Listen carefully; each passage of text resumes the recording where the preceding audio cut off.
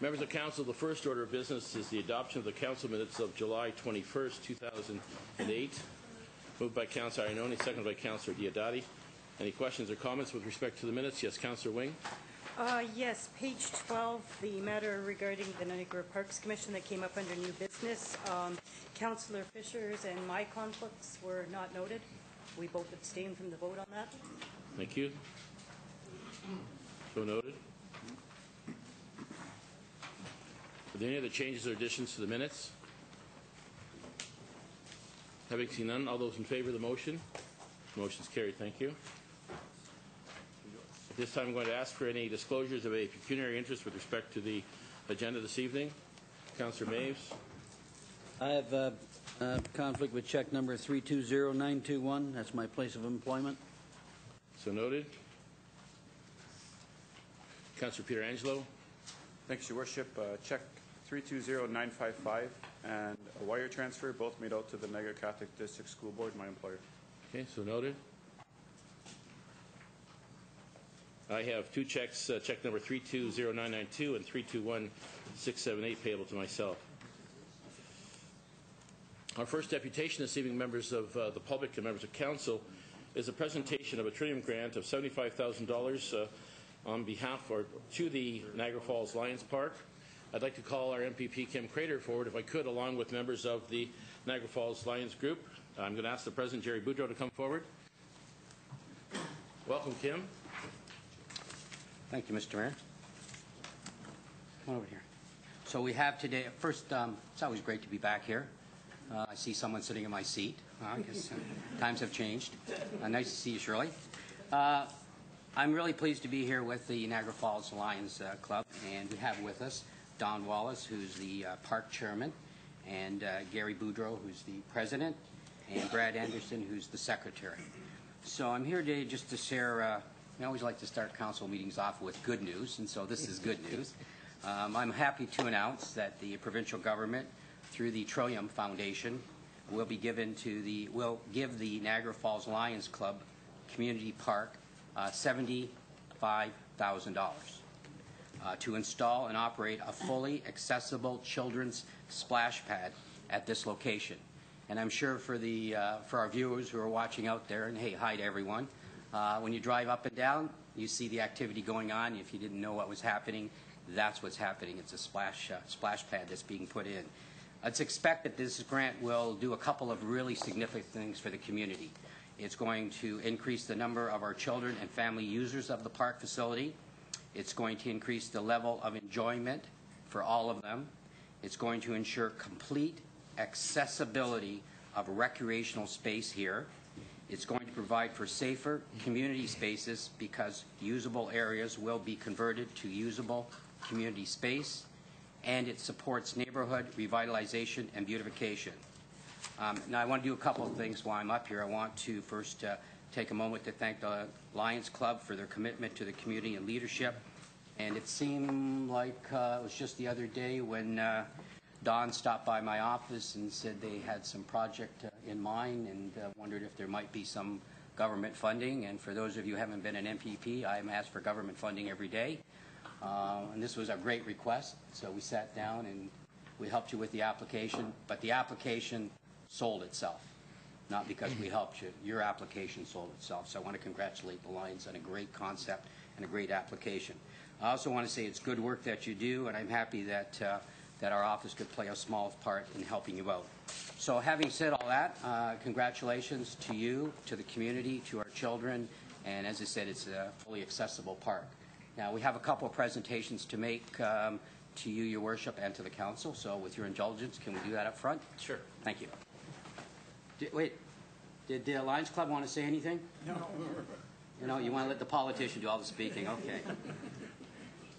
On behalf of the members of council, Kim, we want to thank you as well as the Trillium Foundation for your commitment in making our community a better place. We'd like to thank the Lions Club, and thank you, Jerry, Don. Thank you very much. Pleasure. Thank you very much again. Thank you for being here tonight. We had a chance to do this officially in front of the park the other day with our Director of Parks and Rec and staff, and we're thankful to them for working this partnership with the Niagara Falls Lions Club and making the community that you have your facility in a better place and more accessible to the area neighborhood, especially for the splash pad and the improvement. So thank you very much, Kim, for your government's commitment to improving the area as well, and to the Lions Club for making such a contribution as well. Now, I should share with the members of council and the viewing audience that I made a commitment that, what do you want me to speak louder? Can you hear me? Sure. I should say to the viewing audience and to the members of council, I made a commitment when we were at the Lions Club. Didn't I make a commitment? I said the first two people that will jump into the splash pad will be, here it said Ted Celsi and myself. So I think that was pretty right. That's a deal. So we're going to be doing that. So this is the check for $75,000, and this is to put up the plaque from the Trillium Foundation. So thank you very much. Go to the mayor and council. Yeah, thank you very much. Thank you. Thank you. Thank you so much.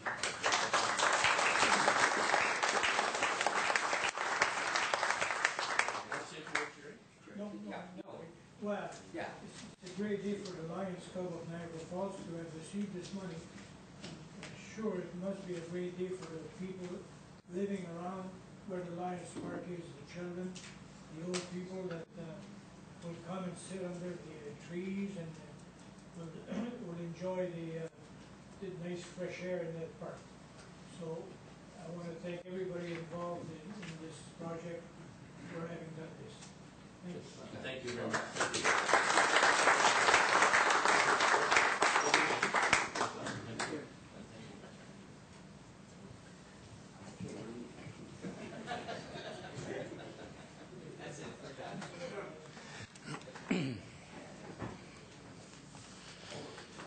As well, members of council, I'd like to, in addition to welcoming Kim Crater, I'd like to acknowledge his staff this evening. He's brought with him Kathy, Michelle, and Kathy, Ron, to the council chambers in the first row here.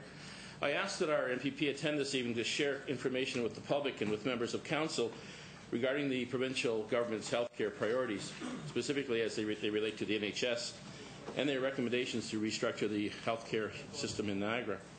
And members of council have been making efforts to hear from community members, including by way of a committee struck by Councillor Iononi, as well as by way of a petition posted online by Councillor Diodati, that many of us have weighed in on this issue as well in the public and in conversation with residents since we passed a resolution at our last council meeting in July. Now, these efforts will all aid in researching the issue and getting a handle on how changes could affect Niagara Falls residents. However, it is most imperative that we all communicate with our provincial government and discuss the proposed actions of the NHS in order to ensure the best possible health care for our residents in Niagara Falls. I've had discussions with Mayor Doug Martin of Fort Erie, and we've heard what residents there are saying as well. We're prepared to work with other mayors to collaborate to put forward a strong regional voice in discussions with the province about proposed changes to the NHS and formulating a plan. In addition, I personally met with a good number of our doctors over the past 2 weeks and have spoken with even more. And I've also been communicating with our Chief Medical Officer of Health, Dr. Robin Williams, as well as the Health System CEO, Debbie Sevenpiper. Everyone I've spoken to agrees that we have to make changes to save our health system and to strengthen it. Not everyone agrees on how to best do that, but at this stage, and you'll hear from our MPP Kim Crater tonight, on the Provincial Health Group of the LHINs is currently gathering information from the public. So this is our chance to review the NHS report, to educate ourselves, and to speak up to the province. And this is why I've invited Kim here this evening to share with what the provincial government wants to achieve and to answer our questions and hear comments from members of our council. So Kim, welcome this evening. I know you have a presentation to make, and thank you for accepting the invitation to come and to help us deal with this issue. Thank you, Mr. Mayor, and thank you, council.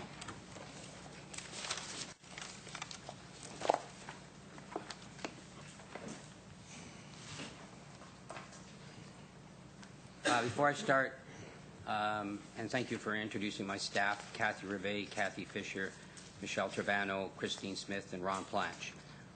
The reason I brought my staff is because for the past 4 years, they've heard everything I've heard about concerns about the healthcare system, and I thought it was important for my staff to be here, not to support me, but I'm certainly not adverse.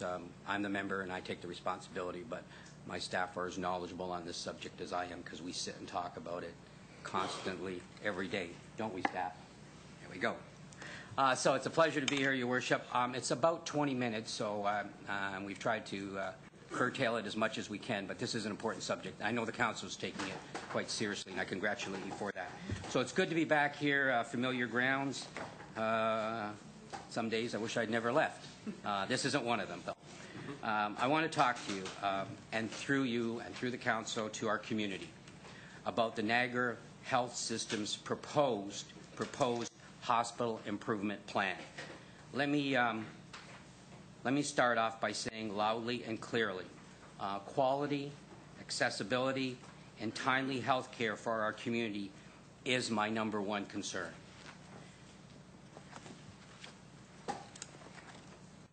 Not only is it my concern, but since I was elected to office nearly 5 years ago as your MPP, it has occupied the majority of my time and energy.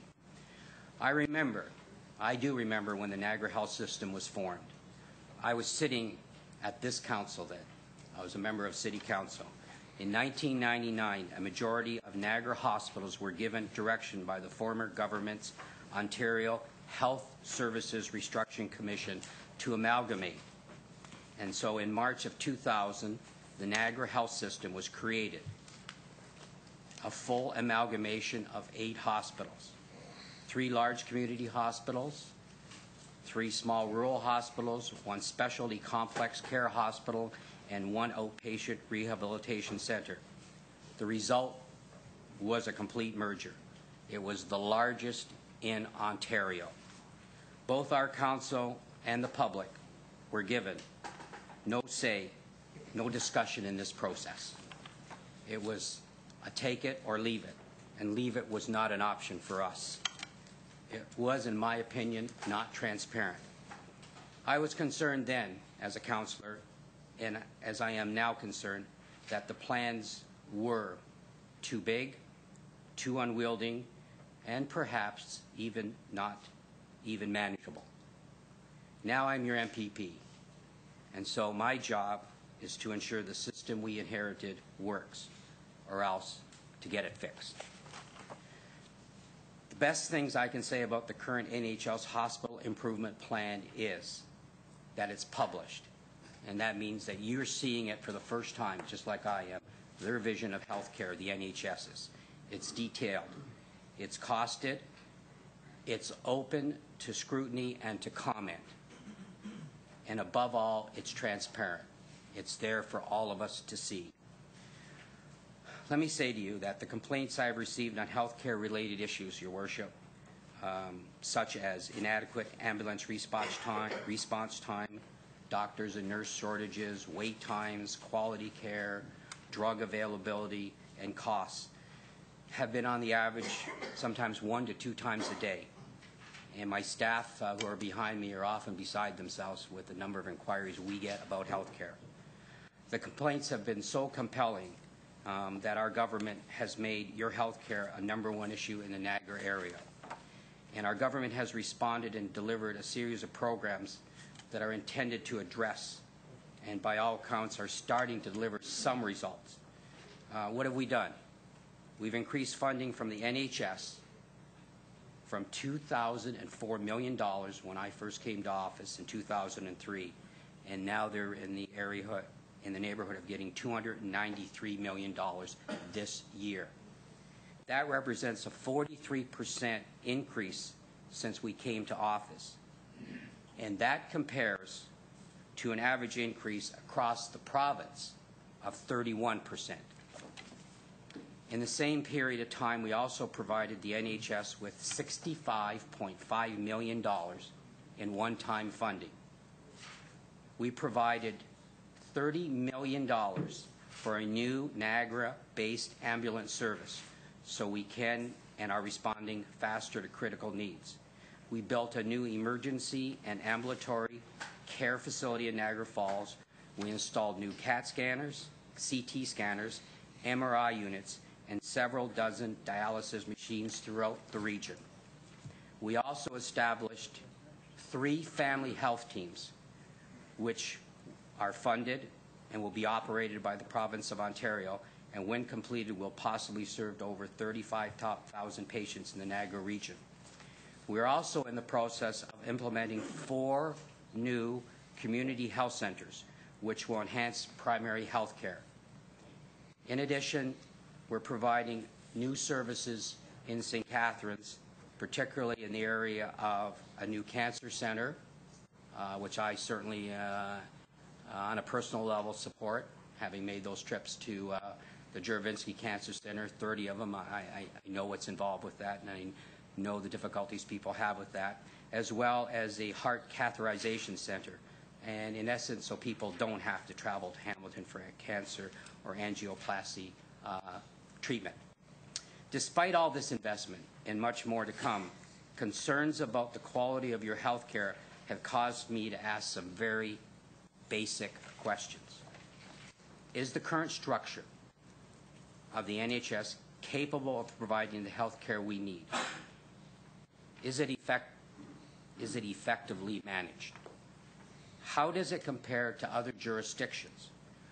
Are our solutions to the aging demographic underfunded? And as you probably know, and I've said this many times, we have one of the oldest, might be the third oldest population in Ontario of seniors, and so the needs for the seniors' health care is significant in this Niagara region.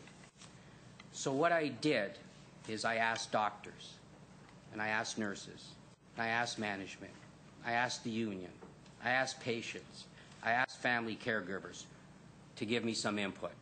Actually, I didn't have to ask a lot. They just kept coming in on a regular basis to see me, and many of my staff sat in on those meetings and heard what was said.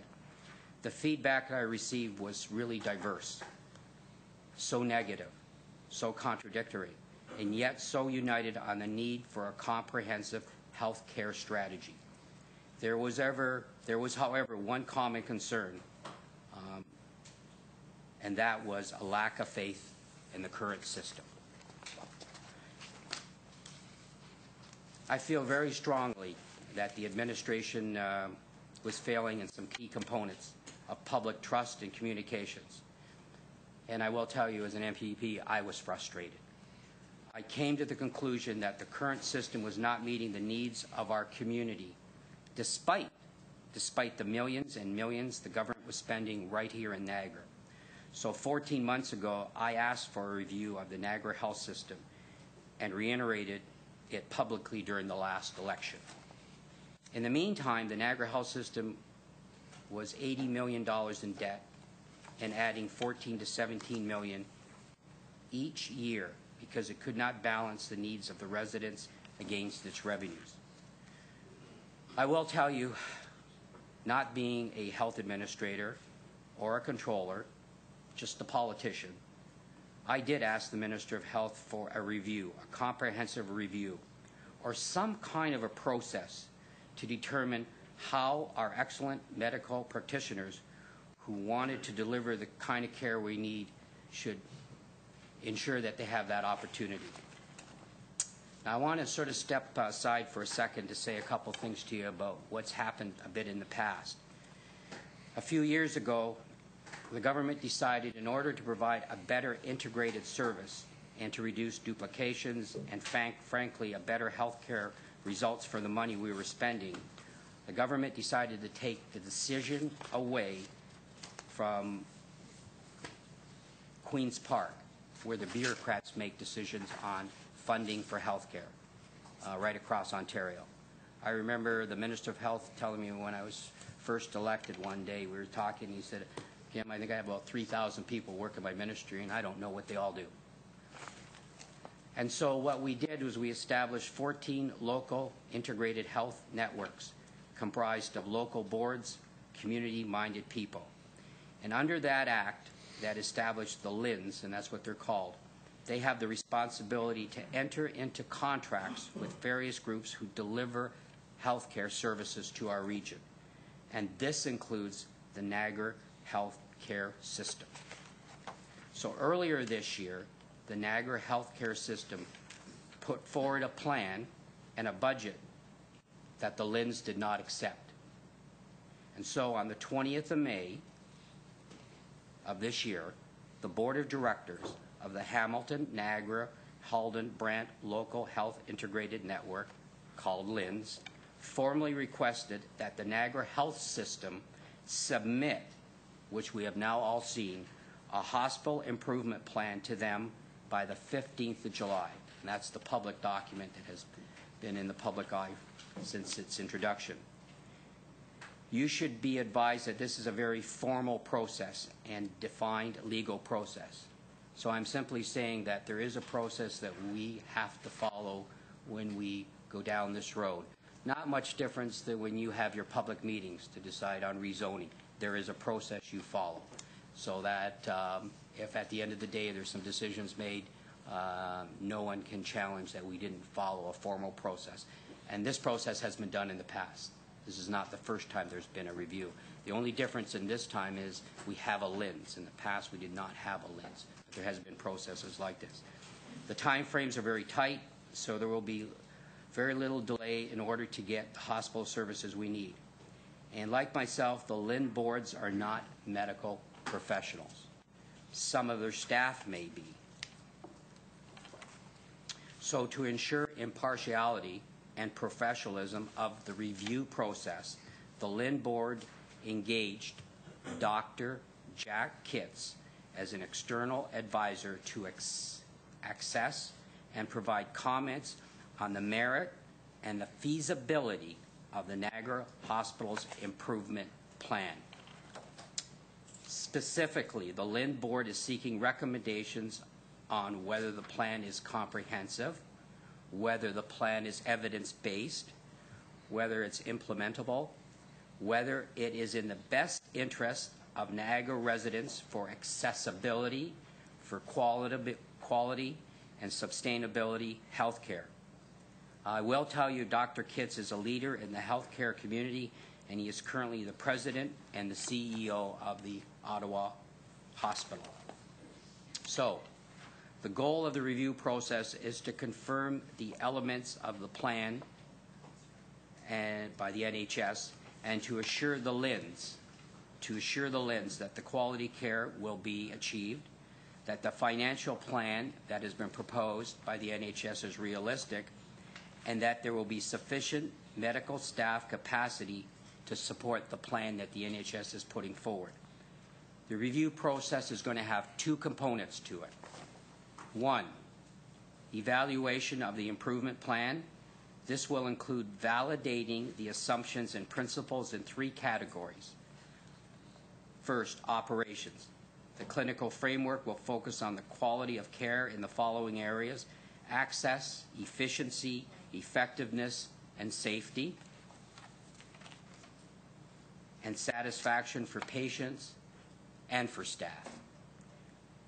Two, finance will focus on the following areas: the capital, the operations, the fundraising, and three, the medical staff.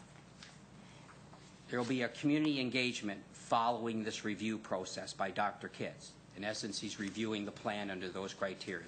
There will be a community engagement process that will take place. A series of conversations with healthcare stakeholders, community members, and leaders, such as yourself, this council, Fort Erie, of course, Port Colborne, that will all take place. And there will be held in September and October to get feedback. And the stakeholders will be those internal and external from the process. I'm assured that will include a properly designated committee of local council. So in the end, Dr. Kitts is going to provide the LHIN Board of Directors with his recommendation on around the 28th of October of this coming year. So getting back to where I left off, the resulting proposed plan by the NHS, and I've said this so many times to the public, the proposed plan is their proposed plan. And it's their vision that they've been asked to put in writing of where they think we should go with health care for the next 4 years. So it's not the government's plan, it's not the LHIN's plan, it's not Kim Crater's plan. It's a plan that we've asked them to provide to us as the deliverer of health care. In short, it is a discussion piece about the future of our health care. It is an important discussion that needs informed, constructive comments and suggestions to Dr. Kitts. It needs your input, and I say that to the public that are watching, because in the end, the final plan will be your plan. one in which we will have to live with and ensure will work. So, from my perspective, the proposed plan has some real difficulties that I feel need to be addressed, and I will be presenting them to Dr. Kitts. But I will share some of them with the council and with the public, because many people ask me, why are you not speaking out? Why are you not commenting on the plan? I will share with you that when I was speaking with the Minister of Health, my commitment was I want a review. I want someone to come down here and just take a look at it. Tell me. You need to understand there's no place in Ontario that has a health system like this, that has this many hospitals run by one administration. So the NHS has no place else to go to compare themselves to it, or ask questions, or ask for advice, or ask for directions. And so their plan has some suggestions, and as I said, some of them I have concerns about. So it asks you to think outside the box. That provides a traditional set of healthcare products. It asks you to embrace the concept. And if you've read the plan, and I'm sure all the council members have, you'll see the centers of excellence. And then it tells you it might happen down the road. And then it kind of leaves you to others to get it there. It presents evidence that some of our systems can be better utilized. Then it asks if you can accept the pooling, and you've seen that, the pooling of resources for better outcomes. But after reviewing the plan, even I'm not sure if the resources, both human and financial, are in place for what they're proposing. In short, it's a discussion piece about the future of healthcare. It is important that the discussion needs to be constructive comments and suggestions. And so when we speak to Dr. Kitts and we're making our presentations, we need to speak in those type of terms.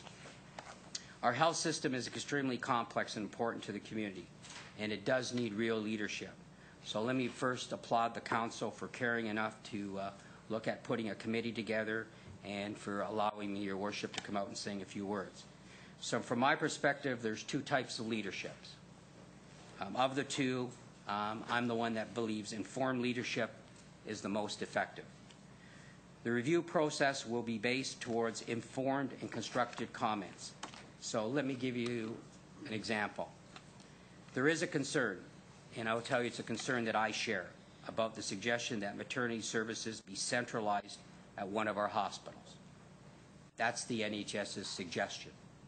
They suggest the reason for doing so is that they believe the quality of natal care decreases proportionally to the number of births. On the surface, that does sound like a reasonable argument. However, if you do the research, you'll find when you go into the LIN internet site, you will notice a public report the LINs commissioned last year that does not support their concept.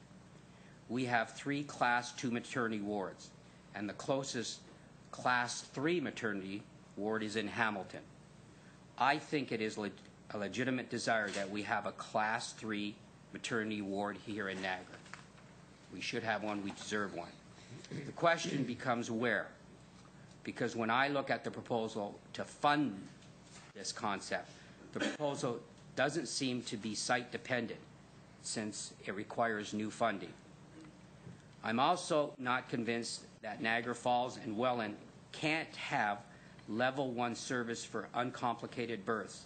After all, we have a midwifery program that is not hospital dependent. It looks like the NHS have 2 concerns, one being financial and the other being allocation of medical personnel.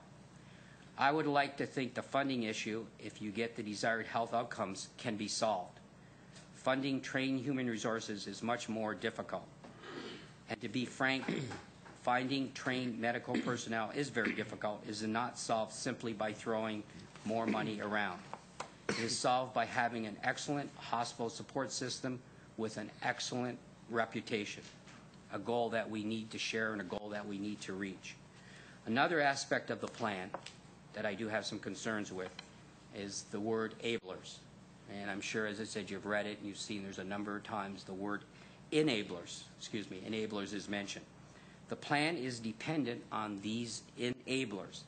Enablers, in my opinion, is a funny way of saying we need this in order for the plan to work. We need it, but somebody else has to pay for it. That's what I think enablers means when I read this. Or it has to receive further funding, like the transportation component in the plan, where, as you know, they're stating there's a huge amount of money required in order to provide transportation to this new hospital site that's being built in St. Catharines. This does trouble me. It means the plan is really dependent on other levels of government for funding. So, you know, we certainly are doing our share. I'm not sure if the public realizes that for every dollar the government spends, 46 cents goes to health care. Think about it. 46 cents of every dollar that we spend for services. Now, I see your CEO over there, John, kind of shaking, because he can imagine if one department spent 46 cents, and every year it will go up anywhere from 7 to 10%, and you can't control it as a government. It just keeps going up. I've often said to people, and this is just me speaking, that I believe that in 5 or 10 years there could be one program for the province of Ontario called healthcare, and that'll be the only service we'll deliver, because that's the cost of it, and it just keeps escalating. So, as I said, the plan does base on further funding that's required, whether it's from us, whether there's an expectation that city councils, which I certainly don't believe in, will require to do more, or the region. There are some other concerns I have. The first is financial. The proposed plan leaves in place an $80 million debt, which the NHS has to finance. The interest payments alone on this debt could handle the cost of maintaining the maternity wards in that place. Also, this proposal proposes more spending and increasing the funding base significantly. I am unable to determine the health outcomes for this increased investment that the NHS is asking for. But really, that's Dr. Kitz's job. As I said to you, I'm just a politician. I do really look forward to his report. I'm also disappointed this plan does not provide funding to offset bed blockers by patients that need alternative long-term care. You know, when I first heard the word bed blockers, actually I must tell you, Your Worship, I was actually offended by it. Bed blockers, and there should be a better word for this, you know, it's a situation we have people who are in the hospital and really should not be there and should have somewhere else to go, a long-term care facility, for example. But there isn't a spot to move them, so they stay at the hospital. And so the beds are being filled by people who should be moving on somewhere else, and they use this term bed blockers. I think that that is a very significant thing, and I told you earlier that I think we're third or fourth oldest population, so the number of seniors in the Niagara region is increasing dramatically all the time. This is another enabler that has to be funded. Frankly, in this debate about health care for Niagara, I am becoming increasingly concerned about the quality of the debate and the emotions around it. We really have to be careful that we don't throw the baby out with the bathwater. In Niagara Falls, we have concentrated our debate on the potential loss of some of the maternity services, and that's fair enough. And, you know, I've participated. But the real problem we have going forward is sometimes not at the beginning of life, but as I said, it's at the end of life for the care that we need to provide to our seniors, which is constantly increasing every day. Frankly, the real funding and service problems is when we approach the end of our lives. And so here the problems are larger than life. There are more immediate and growing and bigger every year as the post-war baby boomers are starting to demonstrate. Problems associating with the aging are acute. They will reach critical mass in the next 10 or 15 years, I believe. Yet through this debate process, we have not focused where we really need to.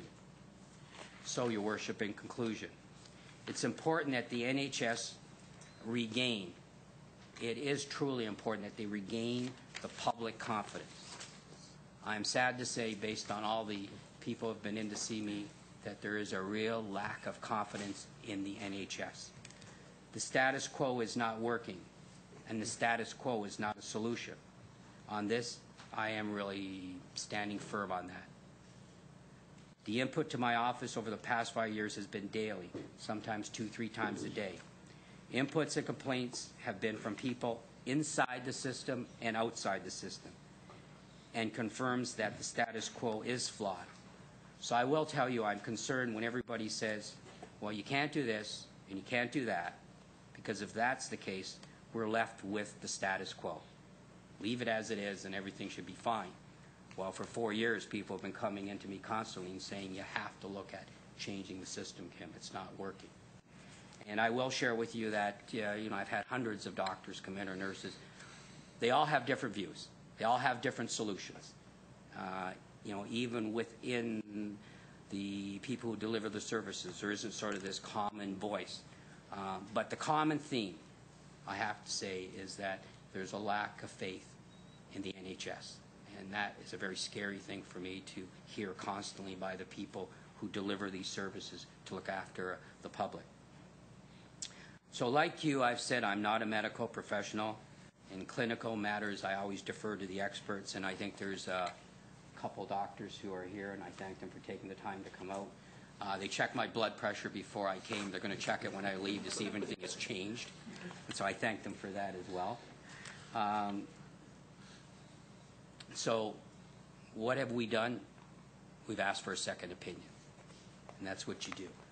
And in this matter, the review of the Niagara Health Hospital Improvement Plan, bar Lynn, is a second opinion of our healthcare system. Maybe the NHS is underfunded. Maybe that's what it'll show. And if it is, then it becomes my responsibility to work harder to ensure that they receive the funding they need. If it is the case of governance, the way in which the Niagara Health System is operating, I will work with you, the councils, the public, the doctors, all the stakeholders to try to repair that. But let me make the case for public input. It's important that the stakeholders, it is so important that the stakeholders, the doctors, the nurses, the administrators, the employees, the patients, their families, make their comments. Make their comments to Dr. Kitts. You need to do that. So go on to the website, get your input in. You can and should take a look at the plan for those who haven't. The plan is on the internet, and it's really easy to find. Just write in Google's internet's search engine, Niagara Health System, Hospital Improvement Plan, and it pops right up. I would not be worried that your voice will be lost or somehow the NHS will distort the message. That's not going to happen. This is an open and a fair process, so I'm urging people to get involved in it. It's everybody's business, not just me as your MPP or the councils or the mayors. It's everybody's business that this plan work. For those of you that want confidentiality, you're certainly welcome to send me your comments directly. I've had many people come in and sit with me privately. I've already received a number of briefs from some doctors who've taken the time to send me their views, and some people within the system, and that's great. But if you feel that, then you're certainly welcome to send it to me, and I will ensure you that it will go to the LHINs in confidence.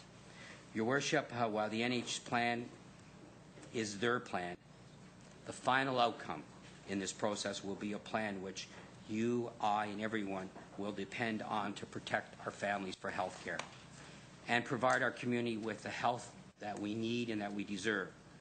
This time, this review is transparent. I mean, it's there. You're getting to see it. You're getting a chance to comment on it. It's a public process that we're going through. We can and we must contribute to the quality of the discussion, so I would urge the public, all those that are watching, share it with your friends, and after they've read the summary of the plan, comment on it. They can use the internet to provide the input to Dr. Kitts, as I've said, and as I said, and I'm reiterating, you're welcome to send me a copy. I said it earlier, and I'm going to say it one last time, 46 cents out of every dollar the government spends is for one program called healthcare. And I do not believe there will be an end to it unless we can figure out a way of how we're going to manage this huge program. And I also share with you that we are not the only province. All the provinces are having the same conversations and the same issues to deal with healthcare. So I want to thank the council. I want to thank the viewing audience. I hope nobody who was watching left to go to the fridge and get something. I hope you stayed and watched it all. It is serious, and though I sort of kid around, it keeps my sense of humor going. This is probably, Your Worship, I've said I never dreamed when I became an MPP half of my life would be healthcare. You've been out with me at a number of events, and first thing people come over, how you doing, Kim? And I like to talk to you about healthcare since you're here. And that's good. That's where I learned. So nothing is more important than the health of our healthcare system, and I'm counting on this council and every other council throughout the region to be involved with this. So I want to thank you for your patience and for your indulgence, and it's always a pleasure to be here and to see all my friends. Thank you, Your Worship. Thank you. Kim, I'd like to take a moment to say thank you for joining with us and for explaining to us the challenges that we have before us, and I'm sure all the members of council around this table want the best possible health care for our residents. I'm sure there are questions to be asked. We do have some practitioners in the audience as well, but thank you for taking the time, and I think the biggest issue now is communication and getting the opportunity to present our concerns to Dr. Kitts and to the LHIN. But I'm sure there'll be some questions as well. I have Councillor Wing, if you'd like to start it off. Councillor Iononi. Thank you. Thank you for the excellent presentation, Kim. That was really helpful. Actually, I'd like to preface my comments by suggesting that Dr. Kitts needs to review not just the hospital improvement plan, but the NHS. And give us that opportunity we didn't have the first time around, especially now, given the lack of faith and satisfaction in the system, to look at whether that truly works for the region of Niagara, whether it is too unwieldy and too unmanageable. You refer to a properly designated committee of local council. So what I'd like to do is reconfirm a resolution that we circulated by email earlier this month. I just want to give the background of this committee a little bit. Councillor Iononi spoke to me several weeks ago saying, I want to start a committee. Time is of the essence. We've really got to get something going if we're going to try and save our maternity ward. And I said, well, talk to all of council first, make sure everybody is on side with what you're doing. And she did do that. In fact, she had problems getting the email to go out, so I sent it on her behalf. But everybody started responding, and we gave her our blessing. So she, we had to work fast. We knew that. So she created the committee. There's been some question later on about it, but basically what we have is, thank you. Somebody else printed off the same email I sent. And I'll put the resolution on the floor again so it's formally on the floor. The purpose of the ad hoc HIP review committee is to retain maternity and pediatric services in the GNGH for the residents of Niagara Falls, and failing that, to put forth the argument for the geographic centralization of these services, so we don't have to go to West St. Catharines. The committee members are Councillors Carolyn Iononi, Jim Diodati, Wayne Thompson, and members of the public, Bob Gale, Bill Haskin, Janie Palmer, Dr. Chris Afirski, Dr. David Deck, and Dr. David Nicholson.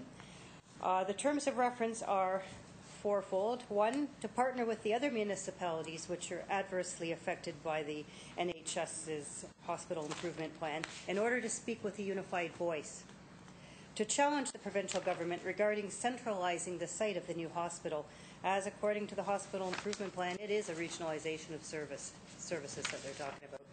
To create a list of pros and cons of moving services to a centralized location. For instance, the losses of financing we might see and the additional costs of transportation, both rubber tire and infrastructure, versus any potential savings if we're going to see if those services are centralized. And finally, to challenge Health Minister David Kaplan and Premier Dalton McGuinty regarding the committee's finding on the HIP following the submission of same to Dr. Jack Kitts. So that is my resolution. Make that a motion right now. Okay, moved by Councillor Wing, second by Councillor Fisher. Any discussion with regard to the comments? Members of council?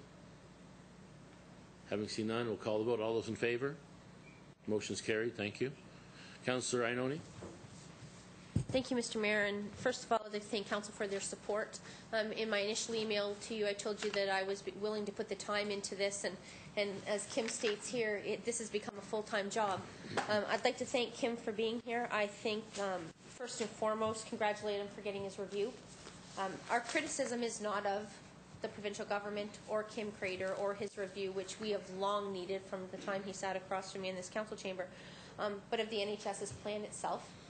I brought it with me because it seems this is all I've been reading lately. I will say that throwing the baby out with the bathwater, appropriate term to use tonight. And I will say also that I've received overwhelming calls in regards to maternity, but even more so in the loss of pediatrics. And as emotional and personal and important as maternity is, I mean, these days you give birth, you want to do it in your local hospital with the doctor that you know, with the family you have around you, and failing that, that's a 2-day event. I mean, let's be honest, I can give birth, never again, but you can give birth in the morning and be home the next afternoon if you're in the hospital that long. So that is a really quickly done event. But having our kids cared for in Niagara Falls, that's a long-term investment. And, you know, just using my own household, for instance, and the example, I missed a council meeting one evening because that afternoon my son fell and broke his arm in a number of places. We were in GNGH. He was in emerge, in surgery within 90 minutes to have that arm reset. I asked when this hip came out, would he now be operated on here and sent to stay overnight in St. Catharines under this new vision? And I was told, no, he wouldn't even be operated on here. He'd have been taken into GNGH, he would have been made comfortable and shipped to this new hospital in St. Catharines, West St. Catharines. Thankfully, I have the resources to get there with my family. But I can't imagine listening to a screaming child for more than 90 minutes and knowing the pain they're in, and then having maybe to have the additional wait in St. Catharines. I will tell you that I thought I needed more sedation than the child, but it was very nice to have my family there and know I was in my local hospital. Anybody who's been in emerge enough really knows the nurses and the doctors in there and really thought he got great care. That wouldn't happen under this HIP plan.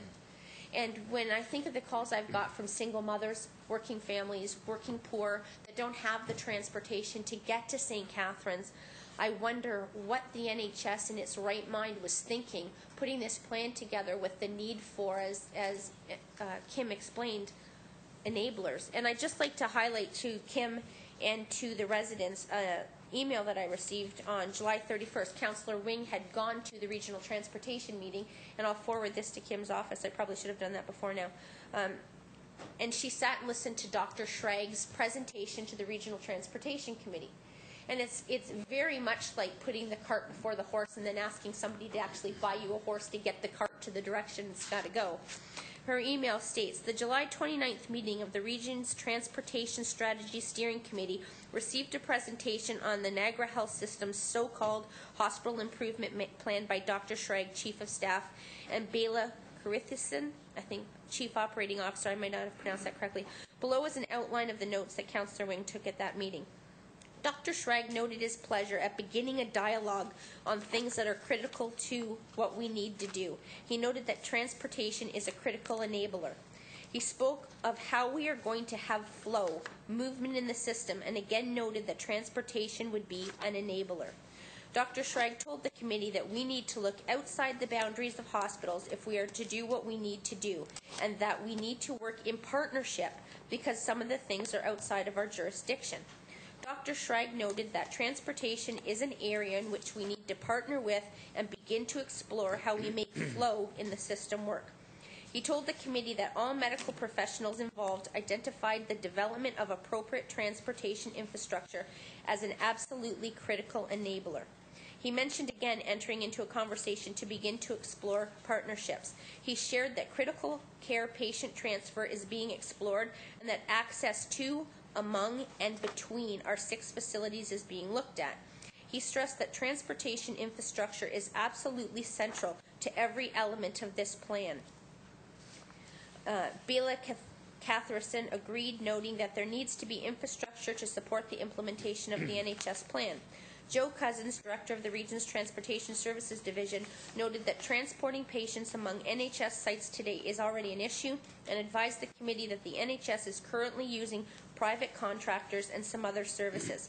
Port Colborne Mayor Vance Badaway perceived that the NHS plan will involve downloading costs onto the municipalities. And it appears to be that's exactly what the NHS is doing. And, you know, the fear is that that in trying to balance its budget, not only on the back of the municipalities, which apparently they're looking for to pony up the cost for transportation, which is absolutely critical, according to Dr. Schrag, that it will be done on the backs of the regions and the municipalities' families who will undoubtedly be expected to pay for their transportation costs among and between the NHS sites. Now, I don't know about us, but if we're putting a plan together, we have to have our ducks in a row. And quite frankly, the costing to municipalities and the regions for transportation doesn't sit within this plan. Now, let's be clear. Again, my criticism is of the NHS. The NHS has handed us a hospital improvement plan that, tax-wise, is already on the taxpayers' tax bill in St. Catharines. We're going to be asked to fund it. Fundraising efforts will be through the Niagara Falls community also.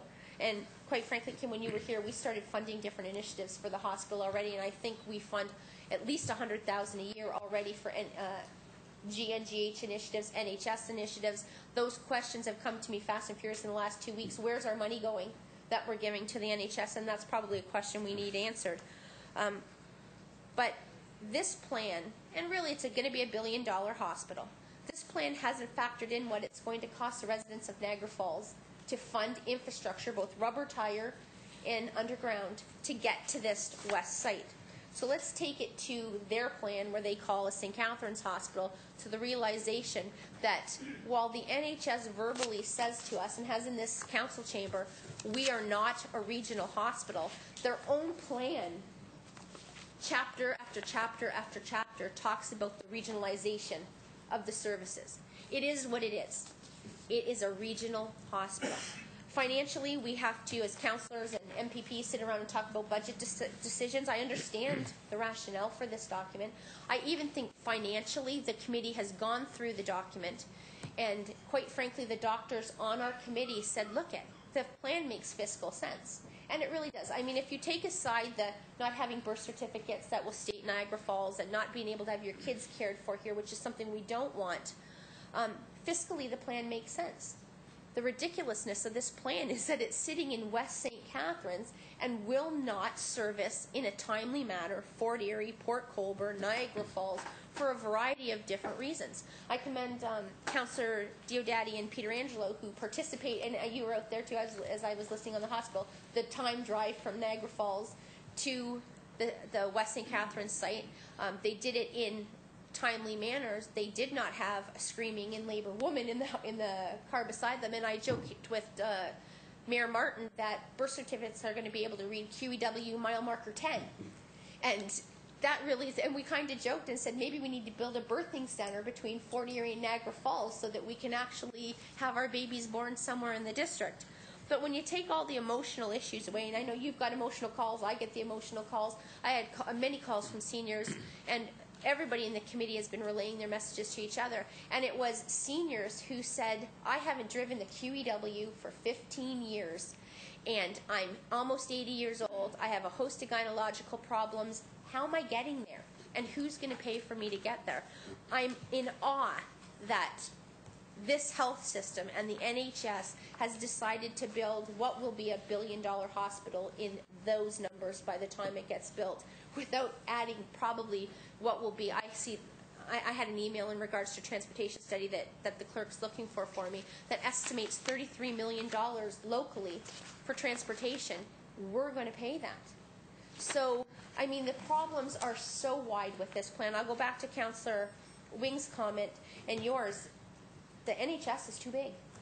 I mean, clearly if they cannot balance their budget in the years that they've had to do it, and they're sitting 17, 19, it's a different number every time I hear it, but in that much of a deficit for that many years, I'd be firing my administration and bringing in people who can bring it in line. 46 cents on the dollar's a lot. I'm so thankful for it. I have my health care the same as you do in cancer centers that aren't in this city, so we're awfully glad they're there. But I quite frankly think the new hospital is using this Center of Cancer Excellence as an emotional crutch to say, if you bulk this, that's not coming there. It is coming there. What this city wants to do is really work with you and lobby the government, Dr. Kitts, to say, look, this plan as it sits before us is not working. And you talked about funding in Niagara Falls. One of the doctors out of our last committee meeting was tasked with finding out per capita the funding for patients in Niagara Falls. And if maybe I can get that question from someone, I know you don't have it right now, but someone from your office in the next little while for the committee, we'd really like to know what is our funding per capita compared to other municipalities and other areas that have hospital systems, not as big as the NHS. But we want to know exactly what we're being funded. Maybe that's something we need to petition also. Talking about a petition, the committees... Do you want me to answer anything? Or? No, you know me. Okay, yeah, Answer at the end. I do. Yeah. I'm on a roll, just let me go. Speaking of petitions, as I did, the committee's other mandate was to create a petition to lobby the government to say that we do not accept the plan put before. Again, it's the NHS plan put before us, and I will read it. Dear David Kaplan, Minister of Health and Long-Term Care, on July 16, 2008, the Niagara Health System, which oversees governance and management of all acute care hospitals in the Niagara region, released its hospital improvement plan. The plan was ordered by the Hamilton, Niagara, Haldeman, Brant Local Health Integration Network because of the inability of the NHS to balance its budget. The plan purports to consolidate services into centers of excellence. By doing so, eliminates essential services that residents expect at their various local hospitals throughout the region. The Centers of Excellence concept fails to recognize the lack of regional transportation, leaving the disadvantaged with an inability to get the essential services they may desperately need. Although the Centers of Excellence concept may consolidate NHS services, it will create the need for increased transportation infrastructure that will inevitably need to be funded by the taxpayers. Under the plan, many essential services will be concentrated at the proposed new hospital in the west end of St. Catharines. The proposed new complex was specifically chosen as a site for the new St. Catharines Thorold Hospital, not for a regional hospital. Despite the fact that many essential services will be located at the new complex, it is not centrally located to serve the needs of the residents of Niagara region. We, the citizens of the Niagara region, hereby call on the Minister to do the following. Personally review the hospital improvement plan of the NHS. Order the NHS to halt any action on the new hospital complex in St. Catharines and to the implementation of the hospital improvement plan and hold appropriate public consultations.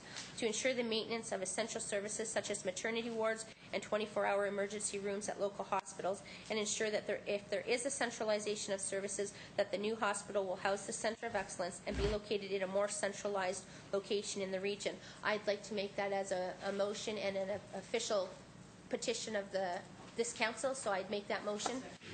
Moved by Councillor Ioannoni, seconded by Councillor Wing. Any comments to the motion? Having seen none, all those sorry. Hang on a second, Kim.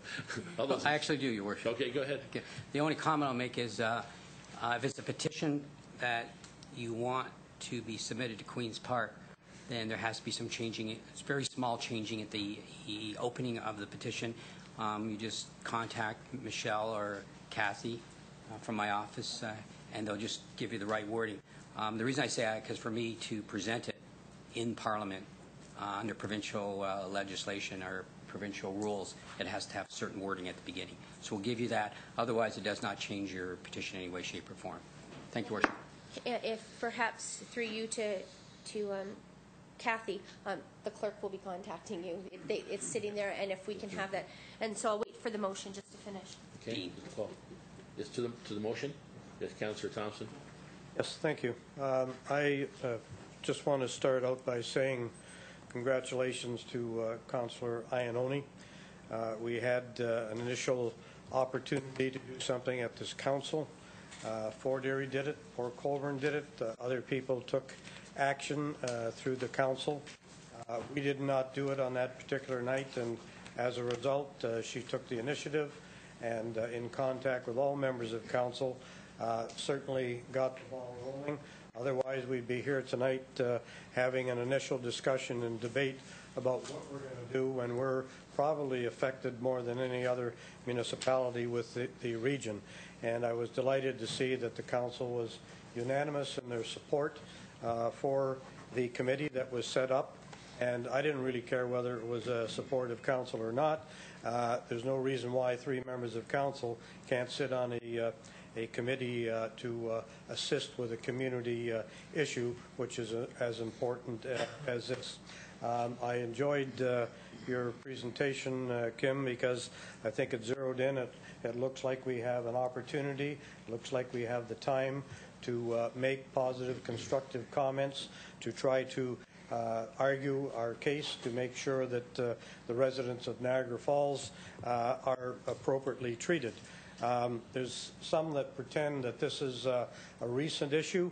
I go back to the doctor recruitment meetings 5-7 years ago when one of the doctors was talking about the loss of the maternity, obstetrics, pediatrics, exactly the same terminology that we're hearing today that has finally been put into a transparent plan, and expressing concern about that at that particular time. The whole idea of the location of the hospital concerns me and upsets me the way it was formulated. First of all, I was told that St. Catharines had a wonderful opportunity for a site that was donated for a St. Catharines hospital. So what's wrong with having Hotel Dieu and the General Hospital go on a separate site outside of St. Catharines? Really nothing. That's probably a good idea. But it wasn't donated. I understand they paid $4 million for the site. The site is not convenient for anybody other than St. Catharines, and really not, I understand a lot of people in St. Catharines do not support the site there. So we have a situation where they've thrown in the cancer treatment and say, here, we're putting this in St. Catharines to try to get people to say, well, you know, we really need a cancer treatment center here, and suggest that we're all going to fall in line as a result of that being the carrot at the end of the stick. So I'm delighted that we got to this point where we're going to have this input. The committee, in my opinion, is an excellent makeup of doctors, and I heard at the last council meeting that the docs were on side with this. Well, I tell you, if anything is further from the truth. In fact, I have a question for you. I was called by somebody I have a great deal of admiration and respect in the medical field and the specialty field in this community. And he said, you're not going to hear an awful lot from the specialists and from the doctors, simply because they can be adversely affected as a result of Dr. Schrag or whoever is in charge of the NHS can have a definite impact on their ability to function in their specialty as a medical practitioner if they speak out and say something that isn't perceived as appropriate. Does an individual have that kind of power? No. Your Worship, I will be, through you to Councillor Thompson, I will be meeting with Dr. Kitts 26 of August. There are a number of things that I will be taking forward. What you've said, Councillor Thompson, I've heard the same thing. I need to share that with him to make sure that there's a process that anyone will know that they can talk directly or feel comfortable that they'll be, you know, I don't want to believe that that happens. But certainly the doctor suggested to me. So I just need to make sure that for those who want to have that feeling of comfortableness, there's a process where they can provide it directly to Dr. Kitts and not feel, I'm a pretty straight shooter. I know some people are concerned, saying to me, Kim, if I send it to the NHS, that's the process now, then it gets vetted. So I understand their concerns, because that's sort of the process now. So I'm going to be talking to Dr. Kitts that people want to provide it directly to him. There should be some mechanism uncomfortable. So I will do that. That's one issue, but I'm talking about medical practitioners, in particular the specialists who could be adversely affected by negative comments towards the NHS plan as it stands now.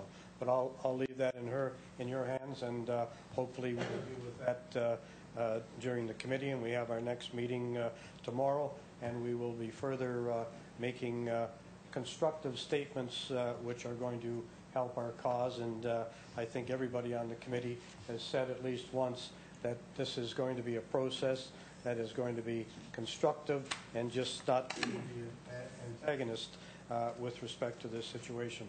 The petition has been formed. I suggest you circulate it, get council to sign it while we're here.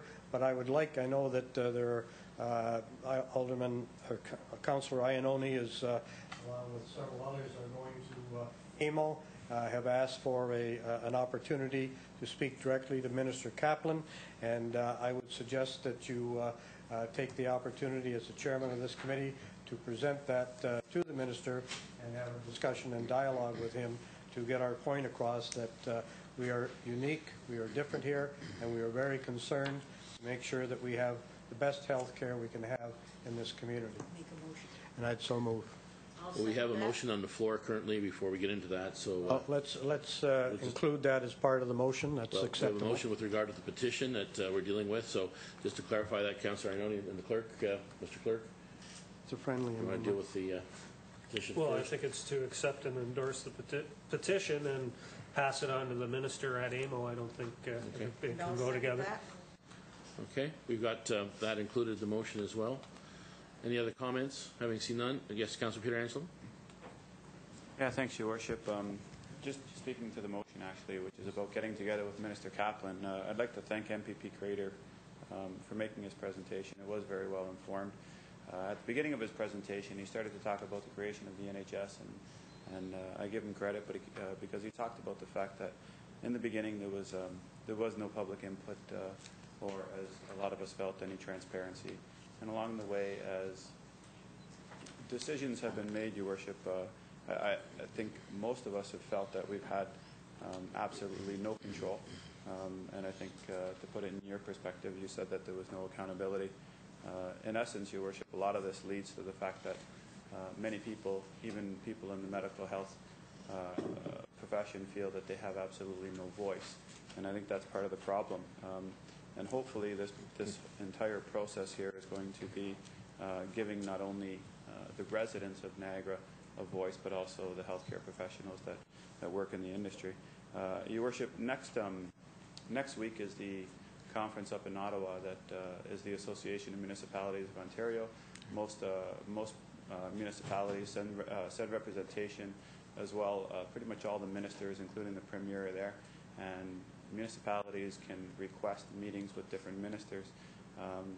I think Councillor Diodati has already requested a meeting with Minister Kaplan, and up until today, Your Worship, we do not have a meeting confirmed with him. So included in your motion, Your Worship, and I already spoke to MPP Crater, I'd like to ask MPP Crater to perhaps put in a call to Minister Kaplan's office on our behalf as well. I think there's only 4 more working days until the conference starts. So hopefully his call will ensure that we get a meeting time. That's fine. We can insert that as well. And to the clerk, we haven't heard yet from AMO with respect to our other requests as well. Is that correct, Mr. Clerk? Through the chair, no, we haven't, but we're expecting confirmation by tomorrow. Okay. Yes, Kim? Just on that, through you to Alderman Peter Angel, I'm aware that the request has been made. We have spoken to Kaplan's office. In our opinion, we strongly suggested that we think it is I believe it's appropriate. So I thank you for bringing it up. I can't speak for the minister. The minister will make a decision. You do know there is a process, an open and transparent process. I don't know if the minister will decide he would like that process to be open and transparent without us getting directly involved at the beginning. But we have urged, that's my personal feelings, we've urged and we think it's appropriate that he hears from here. So I thank you for that. And through Ron, that's what we've indicated to the minister's office, that we would like that to take place for your worship. Right. Thanks, Your Worship. And speaking strictly to the process, it's my understanding that the request to meet with the minister was in before AMO's deadline. So I would imagine that the request would be honored. Mr. Clerk, you want to qualify that? Of course, we always make the deadlines. And secondly, the Ministry of Municipal Affairs and Housing, I talked to them today because the process was you send it via them.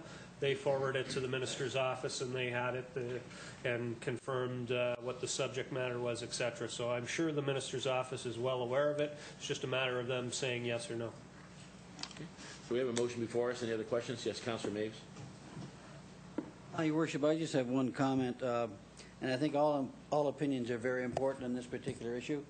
And I think for all the citizens who really want to express their opinion on that, of course, Kim has his address, invites people to comment, and also our committee. And I think really, if we or Kim or anybody can put an ad in the papers telling people, because not everybody has a website, not everybody has a telephone, they can mail. And I think it'd be nice if we could put an ad in the paper or something stating where they can express their opinion so that we can get everybody's opinion and do this thing properly.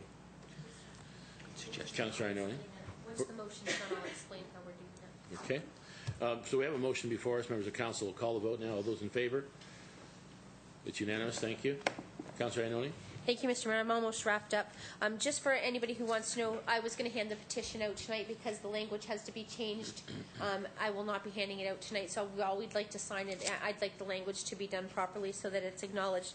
I'm sure we can have that done by tomorrow once Dean hears from it. I will come down and pick them up before our meeting. Our meeting is at 12:30, so if I can have copies of that beforehand, I'd appreciate it. I did hand them out to doctors. As you've heard, the language has to be different, so I will hand them out to them. They are at a number of doctors' sites already. The language for that will have to be changed. But I will say that the petition will also be available on our city website. It will be downloadable, so if you're sitting at home and you have a host of people that you want to sign that petition and you don't want to go look for it, it'll be available on our website. They can download it, print it off, and take it. And I encourage everybody, take it to your friends and family. Take it to people who you've had this conversation with. Anybody can get to sign it. It will be at a number of locations because it's not printed up, and we won't have it tonight. Ray Spiteri has been calling me daily. He will let the public know. The committee has agreed to put in a full-page ad in the newspaper. It will include whether we do it 2 half-page ads or 1 full-page ad. The petition will also be in the newspaper, in the Niagara Falls Review, so that people can cut it out and again have friends and family sign it.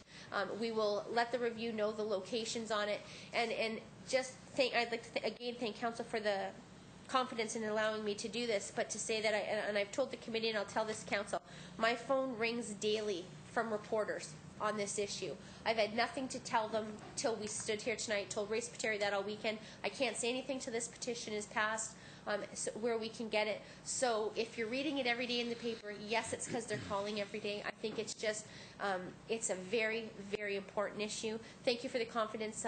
When we go to AMO, I will address Minister Kaplan. I don't know if that was in the motion or are they going to do it? It'll be Jim and I, because he's been there every step of the way also, and we both have all our information before us, and we will, quite frankly, so that council knows, we'll be taking the committee's information. We have 3 doctors on there, and without their input, we would be lost. And almost every recommendation in the terms of reference came from the doctors in that combined committee. So I just want to say thank you to everybody. Okay, Councillor Diodati. Thank you, Worship. I'll try to be brief and not repeat what's already been said, but as well, Kim, thanks for being here. I know this is a tough one, but if it represents 46% of your budget, then it's an important one. You mentioned common themes through your worship. You mentioned the theme being lack of faith in the NHS as a common theme. And I'd like to say I believe there's 3 common themes in addition to that one. Firstly, as you mentioned, lack of faith in the NHS. And as far as I'm concerned, that the NHS has been the architect of this common theme. I mentioned before they've been Machiavellian. They've had a different approach to things, a covert approach. It has not been open and transparent at all. And the part that really bothers me with that in that regard is that it's our money and it's our health care, and they should be open and transparent with their discussions. I mean, in 2004, we brought forward the ideal that we had realized they were looking to build a regional hospital, and at that time they said no and tone it down because we're trying to build a cancer center and don't do anything to distract from what we're doing. And we did. We backed off because we took them at their word. And then in 2006, it made sense to us that they were building a regional-wide labor and delivery service in St. Catharines. It seemed obvious. We say if it walks like a duck and quacks like a duck, I'd only guess it's a duck. And they confirmed that it absolutely was not the case. So again, we took them at their word as they publicly acknowledged and backed away. And as we've recently learned, there was documentation, which we have access to now, with all the names and all the people that were part of this plan back in 2006. And it's extremely unfortunate when someone lies to you, they mislead you. It's hard to get their trust again. I don't know, Kim, what they're going to be able to do to get our confidence. I don't know if there is an answer because they've done some things that they shouldn't have done. And once an error, twice, you start to wonder, you see a pattern developing. So the first theme, absolutely. And as you take it a step farther, I mean, morale is extremely low. As you already know, the Ontario Nurses Association, if you go to their website, the NHS has been blacklisted. And they say we have a problem getting nurses and doctors. Well, what do you expect? They've publicly admitted this is not the area you want to work in for a lot of reasons. A lot of them mostly political. It's the way they operate. So the second issue is, as far as we understand it, a common theme, financial disaster. They've made reckless decisions, and this one gets me. $80 million debt, $18 million yearly deficit. Obviously, before this new hospital is built, it'll be well over $100 million. And their solution to the problem, let's spend another $500 million to fix the problem. You know, and rather than fix the leak, they're going to build another leaky boat. And they put on their blinders, and they're not listening to what people are saying. And I don't have a lot of faith, to be honest with you, in emailing the NHS's website any more than I would approaching the NHS's board. You know, in Brampton, a great example we had was their hospital was supposed to be around $300 million, and it came in at more than double the proposed budget. And with the cancer center here, we're looking at $1 billion expenditure. So we're going from this massive debt with a solution. Let's spend a lot more money, and let's centralize it. And to hell with the transportation problem. That's your problem to deal with. And I'd suggest to you, we're looking at tens of millions of dollars, and not to mention lowering the level of health care. I can't imagine if we had another epidemic like SARS, and knowing that you have to take public transportation to the hospital if you don't drive or don't have a car. You know, excuse me, would you move over? You might want to move up a seat. I think I have SARS. You know, I'm trying to play this out and thinking, you know, how silly it sounds. And yeah, we know we don't have any infrastructure built, but it'll be there. I don't know how, but I guess if you build it, it's going to happen. So as far as the finances go, it's reckless. And the third, as far as I'm concerned, common theme is location. I've spoken with St. Catharines city councilors who admitted to me that it's a terrible location. They plug their noses and support it. Why? Because it'd be political suicide to see it delayed because of the pressure for the cancer center. It's that emotional card that they're playing, and it's extremely unfair to tie the two together because this location is extremely poor. I mean, it's common knowledge. It's the laugh of the region that everybody knows that, but they're being asked to plug their noses and pretend that's not the case. So to sum it up, there's a lack of faith, and it's something that the NHS is the architect of that. Secondly, this is a financial disaster. It's like putting a Band-Aid over a bullet hole. I don't see how it's going to stop the bleeding. And the location is absolutely insane. You know, and they could eliminate a lot of the problems. And if you take a map, and Councillor Peter Angelo did this earlier today, he took a map of the Niagara region, and he put a spot where the new proposed hospital is. Up in the northwest corner. It's certainly not central. It's silly to suggest that's a good location. Anyone, and you've driven out there yourself recently, it's extremely difficult to get to.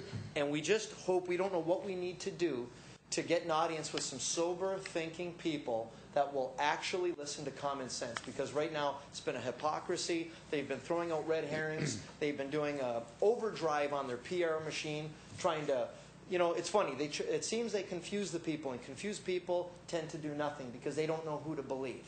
We know what's going on here. We quite clearly understand. We've understood since 2004 what's been going on. And finally, they've come to the conclusion that they've had to admit that, yes, you were right all along. This council, with the doctors advising you, were able to figure out what it was. And what we're looking for is a change in direction of the NHS, because the current direction is on a crash course. It's not going to take us to better health care. It's dividing the community, not just Niagara Falls, but throughout the community. Even St. Catharines, people are very upset about this because they're not objective. It's extremely subjective. And I appreciate you getting involved with hands-on, and anything you can do to help us to get an audience with Minister Kaplan, to help us sit down with these people to take a real objective look would be greatly appreciated. Thank you very much, Your Worship. Thank you. Kim, thank you very much once again. And thank you, Your Worship. We appreciate your attendance here this evening. Thank you. It's a pleasure. Mr. Clerk, would you introduce the next item on the agenda, please?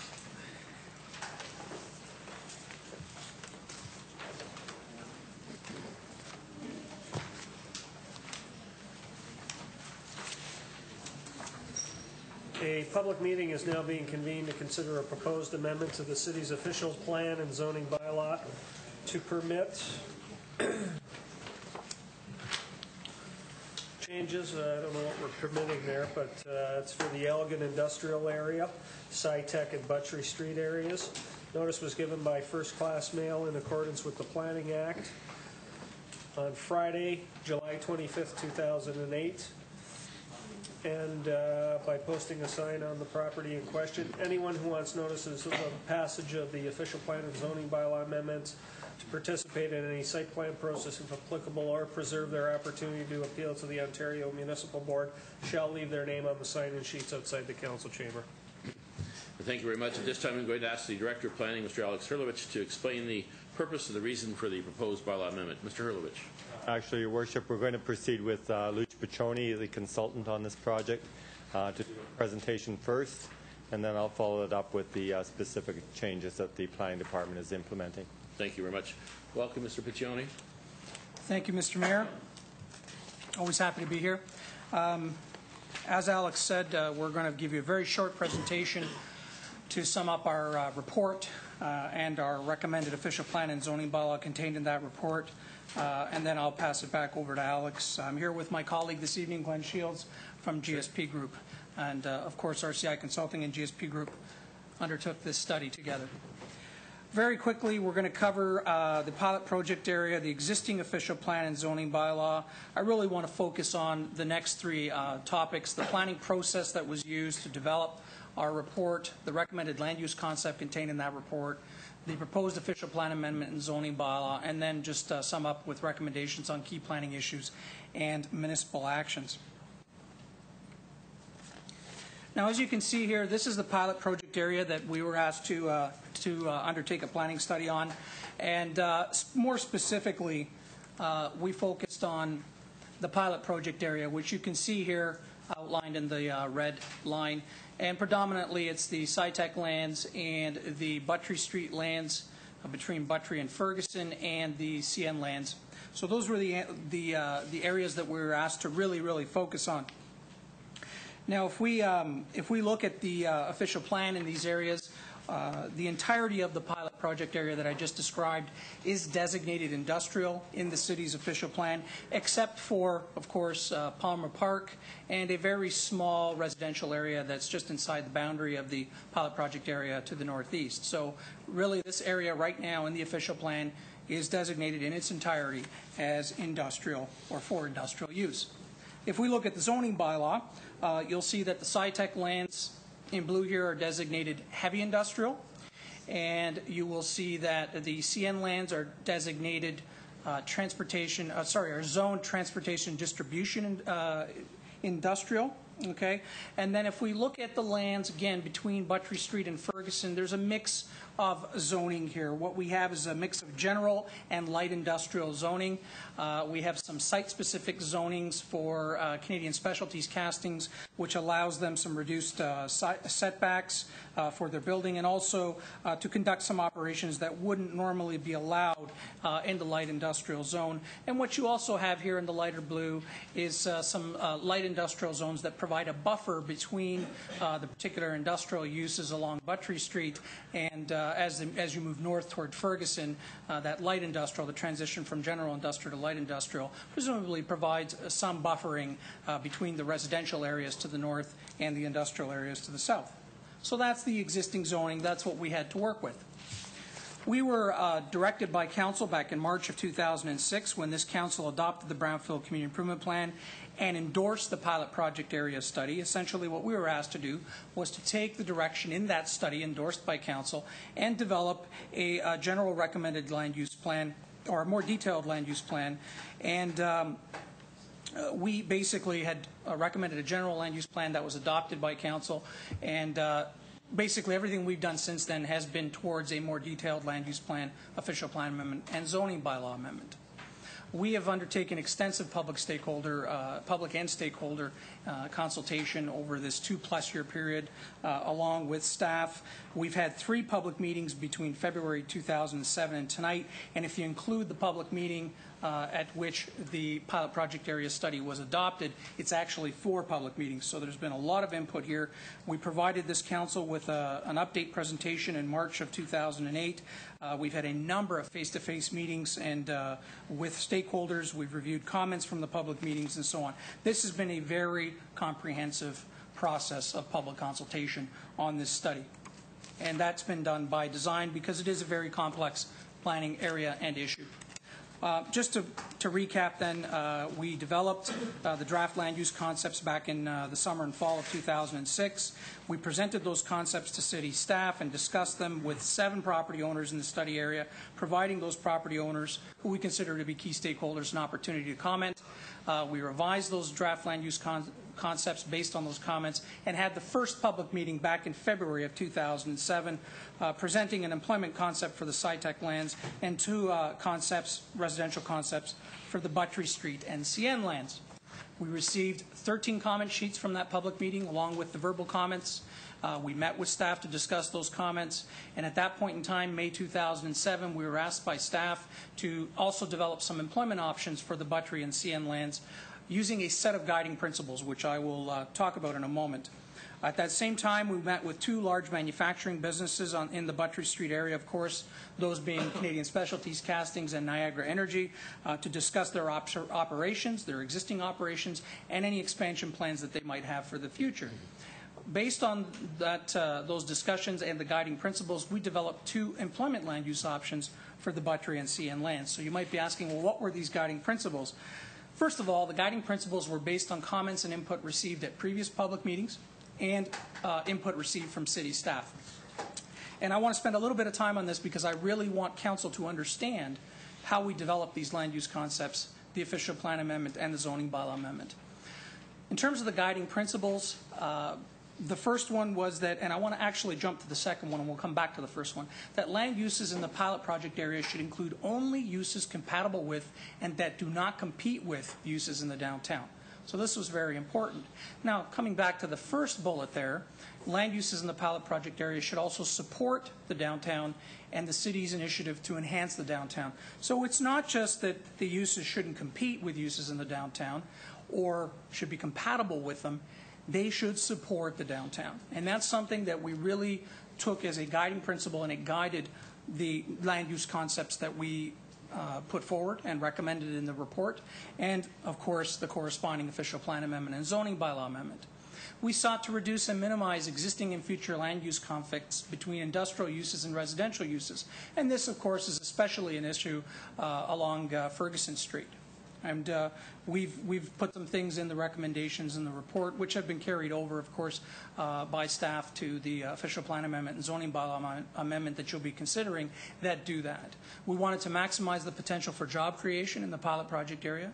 We included recommendations to create pedestrian linkages between the Buttrey CN lands and the downtown, and we developed some transportation options that would minimize the impact of truck traffic on the existing residential neighborhood. And again, that is a major issue in this area. So these are the guiding principles that we used, and really if you look at our report and you read it, you can see how these principles are reflected in the land use concepts and the recommended official plan amendment and zoning bylaw amendment. In September of 2007, we held a second public meeting and we presented the land use options. Again, we received comments both verbally and in the form of comment sheets. Also at that time, we were asked by staff to review a development concept that was submitted by Crosslink Bridge Corporation for the CN lands.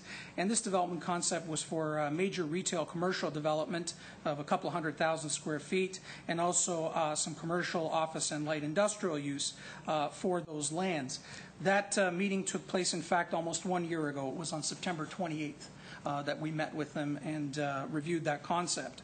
And basically, this proposal that we were asked to review requires an official plan amendment and zoning bylaw amendment, whether you look at the current official plan and current zoning bylaw or the one that we proposed. And the reason for that is that your official plan has a policy in it, policy 3.5.1, which requires a market area study for all new and expanded commercial districts to demonstrate the impact of that proposal, that retail commercial proposal, on existing and proposed commercial space.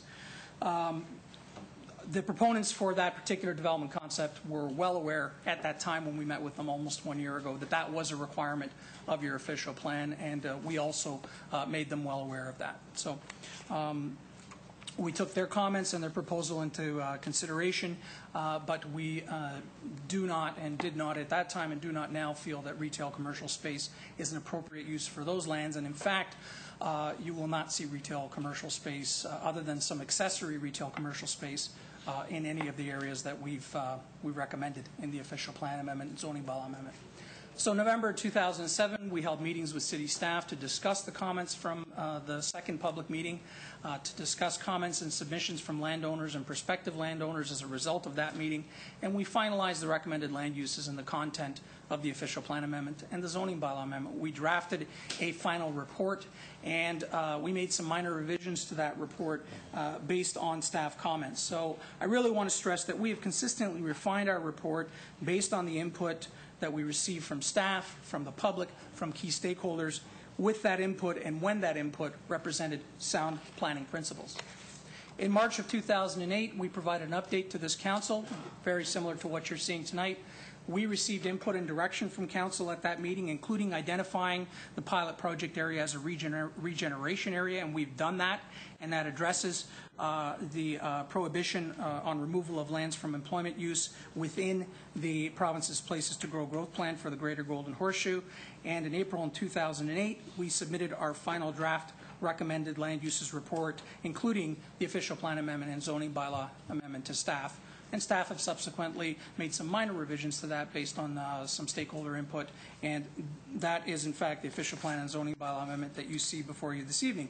What I'd like to do at this point is just turn it over to Glenn to talk in a little bit more detail about the recommended land use concepts and the proposed official plan amendment and zoning bylaw amendment, and then I'll wrap up and we can move on.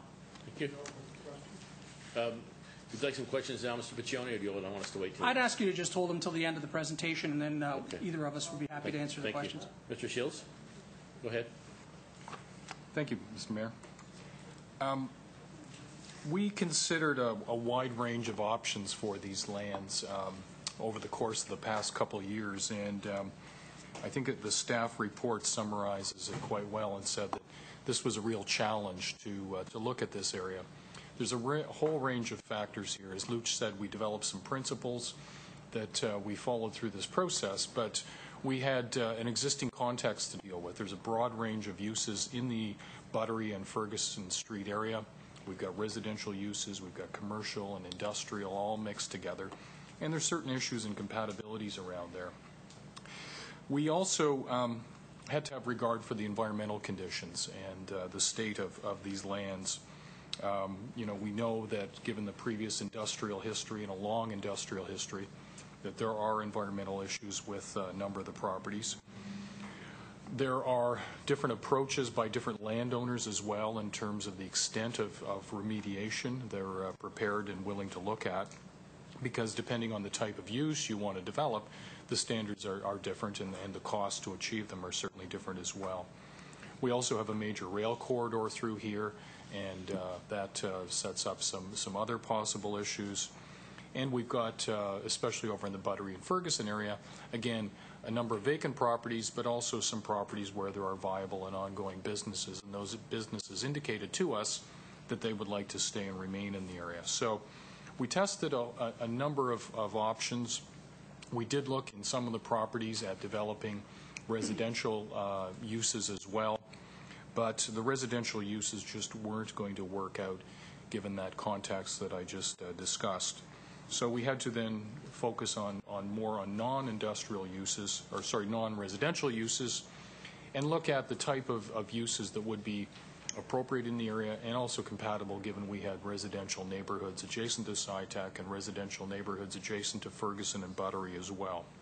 So we've as Luch said, made a transition, if you will, from sort of a heavier industrial area, as was the history of this area, to more of a lighter industrial or broader, I think we'd like to call an employment area, where we look at a range of uses that could take place there, but generally within enclosed buildings as opposed to outside, and generally the type of buildings that are more compatible with residential areas, because we don't have the same activity happening on outdoor yards, the same issues with noise or vibration or odors and those kinds of things. So this the graphic that's on the screen in front of you is the concept or a concept for the SciTech lands, and that's a very large property. As you know, it's about 90 acres in size. It is bisected by the hydro corridor running up the middle, and as well the Thorold Stone Road corridor is going east-west through the middle part of the site as well. And the region is proceeding with studies to look at extending Thorold Stone into the site, providing access to your new arena and recreational complex. So that was certainly a factor in looking at land uses for that area. What we have come up with is a plan that provides for basically a variety of employment type activities there, light industrial activities, office, warehousing, service commercial type things, as well as some institutional uses. And the orange markers on the plan are possible building locations, and we've got a street system that again is based on Thorold Stone Road being extended into the site, and then the arena complex down in this area, and a local street looping up to the north, providing for a series of building parcels that could be developed off of that local street system. With regard to the Buttery Street area and the CN lands, again, we looked at a wide range of concepts there. And the key driver was to recognize the condition of the area and the condition of the lands, maintaining employment in that area if we could, but increasing the compatibility with the residential area, which is to the north of Ferguson up through here and on the east end as well. So we have a series of existing streets in this area. This is an industrial fabric now. The CN lands at the south are basically one large property, and what we suggested is that we develop a new street system in here, which again provides for a wide range of lot sizes to be created in here for a wide range of employment type uses. A couple of traffic issues that we think have to be further investigated. One was Buttery Street. As you know, when you come out Buttery to Victoria, the sight lines there are very, very poor. And so we're suggesting that it may be possible to close that or at least restrict access out here. And as well, right now we have a mix of residential and industrial commercial traffic. One option may be to look at somehow reconfiguring this intersection to try and separate the business traffic from the residential traffic. But we've suggested that these areas or these matters be looked at in greater detail through the city's transportation planning. So again, we've looked at a broad range of uses here in the areas that are shown in blue.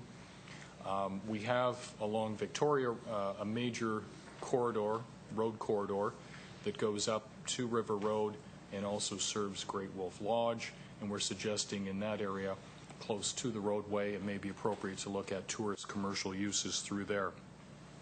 The area shown hatched in pink in here is really the key transition zone, and again right now there are some industrial uses here, some derelict buildings, but also some houses. And to address this compatibility issue, we're saying in here, this is the most sensitive area. It's the transition between the residential and the employment area, and we're proposing that there be some restrictions on the types of uses that go in there, but they basically be very, clean, light, industrial kind of things, and a recommendation for that to be a prestige industrial area. From a broader official plan perspective then, as Luch indicated, the area is designated industrial now. It will stay industrial in the future, but there will be some special policies to guide exactly what happens in those areas and to note the need for a transition in the Ferguson Buttery area, to also promote a high quality of design, both in the private realm and also the public realm, and provide direction for the city as well to provide good streetscape and urban design in this area. In terms of the zoning recommendations, again, implementing this direction to go with more of a lighter industrial area.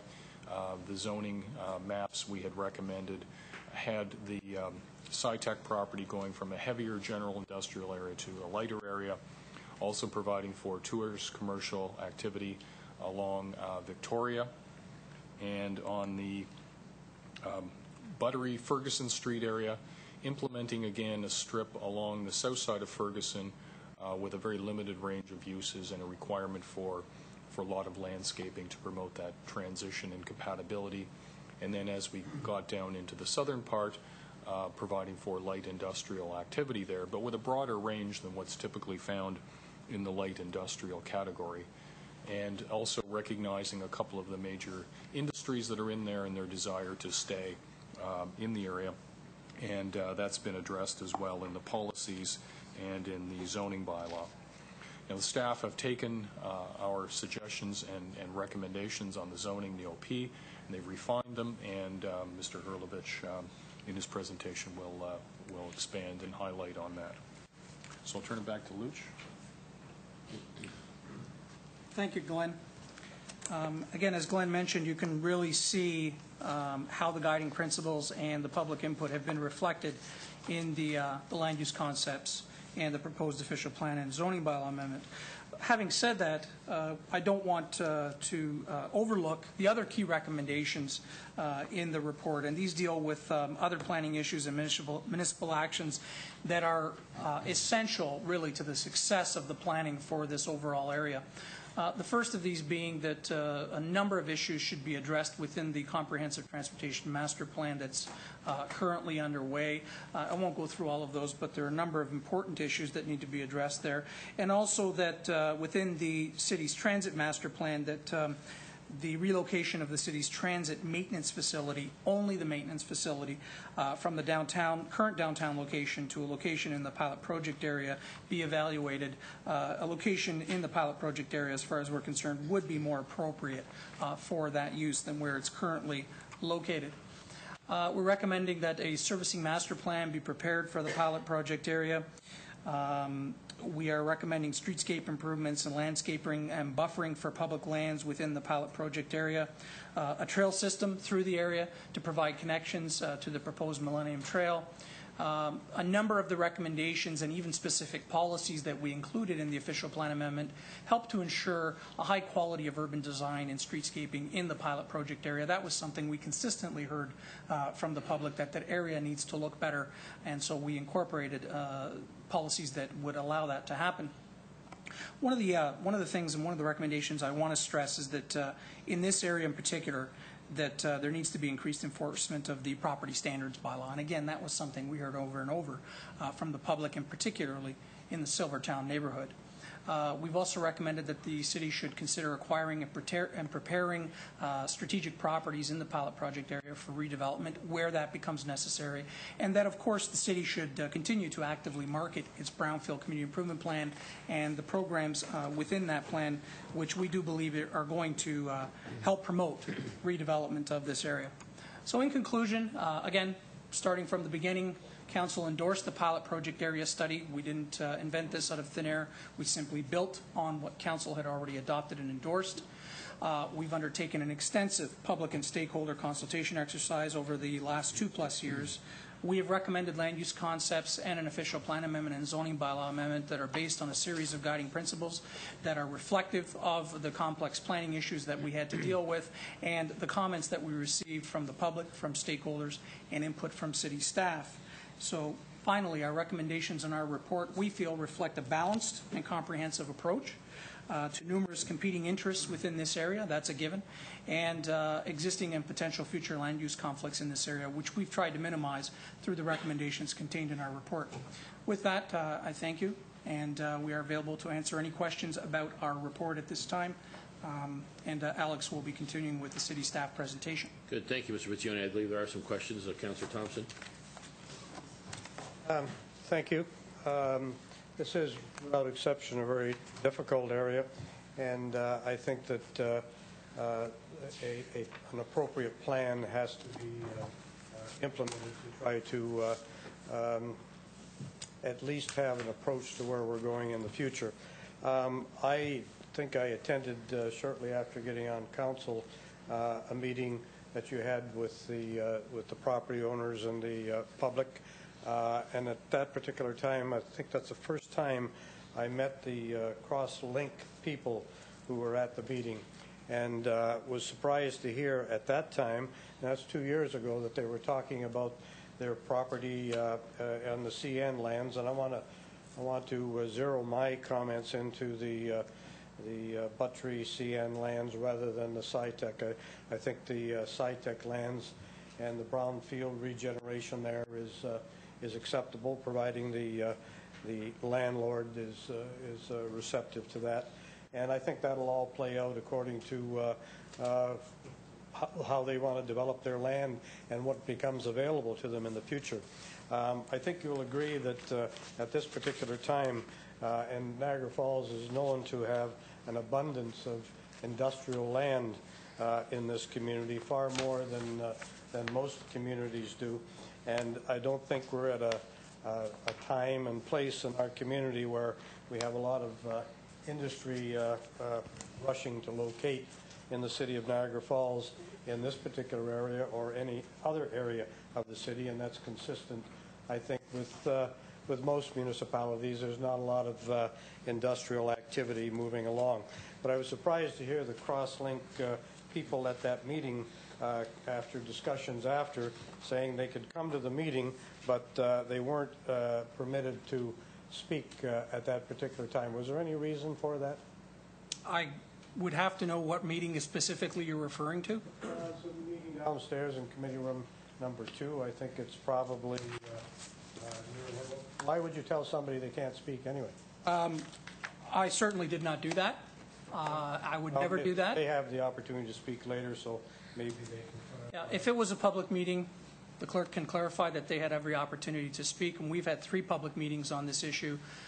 One of those public meetings was, in fact, at the time that their proposal was provided to us, so they would have had an opportunity to speak at that meeting, and certainly no member of my consulting team would ever indicate that they could not do so. Okay, we'll see what they have to say. You're aware of their proposal? You said you've been talking to them for 2 years? No. We were made aware of their proposal in September of 2007, and we reviewed that proposal in September of 2007. I met with Crosslink Bridge Corporation representatives as a request from the city staff, asked us to meet with them. We discussed their proposal and reviewed it and made our recommendations. We were also asked to include retail commercial by a number of other property owners in the area. And that didn't have any effect on you proceeding with your plan the way you've submitted here tonight? No. The opportunity for a large commercial development, which would certainly, in my opinion, upgrade and improve that plan, that didn't affect you at all? We don't believe that retail commercial is an appropriate use for those lands or for any lands within the pilot project area.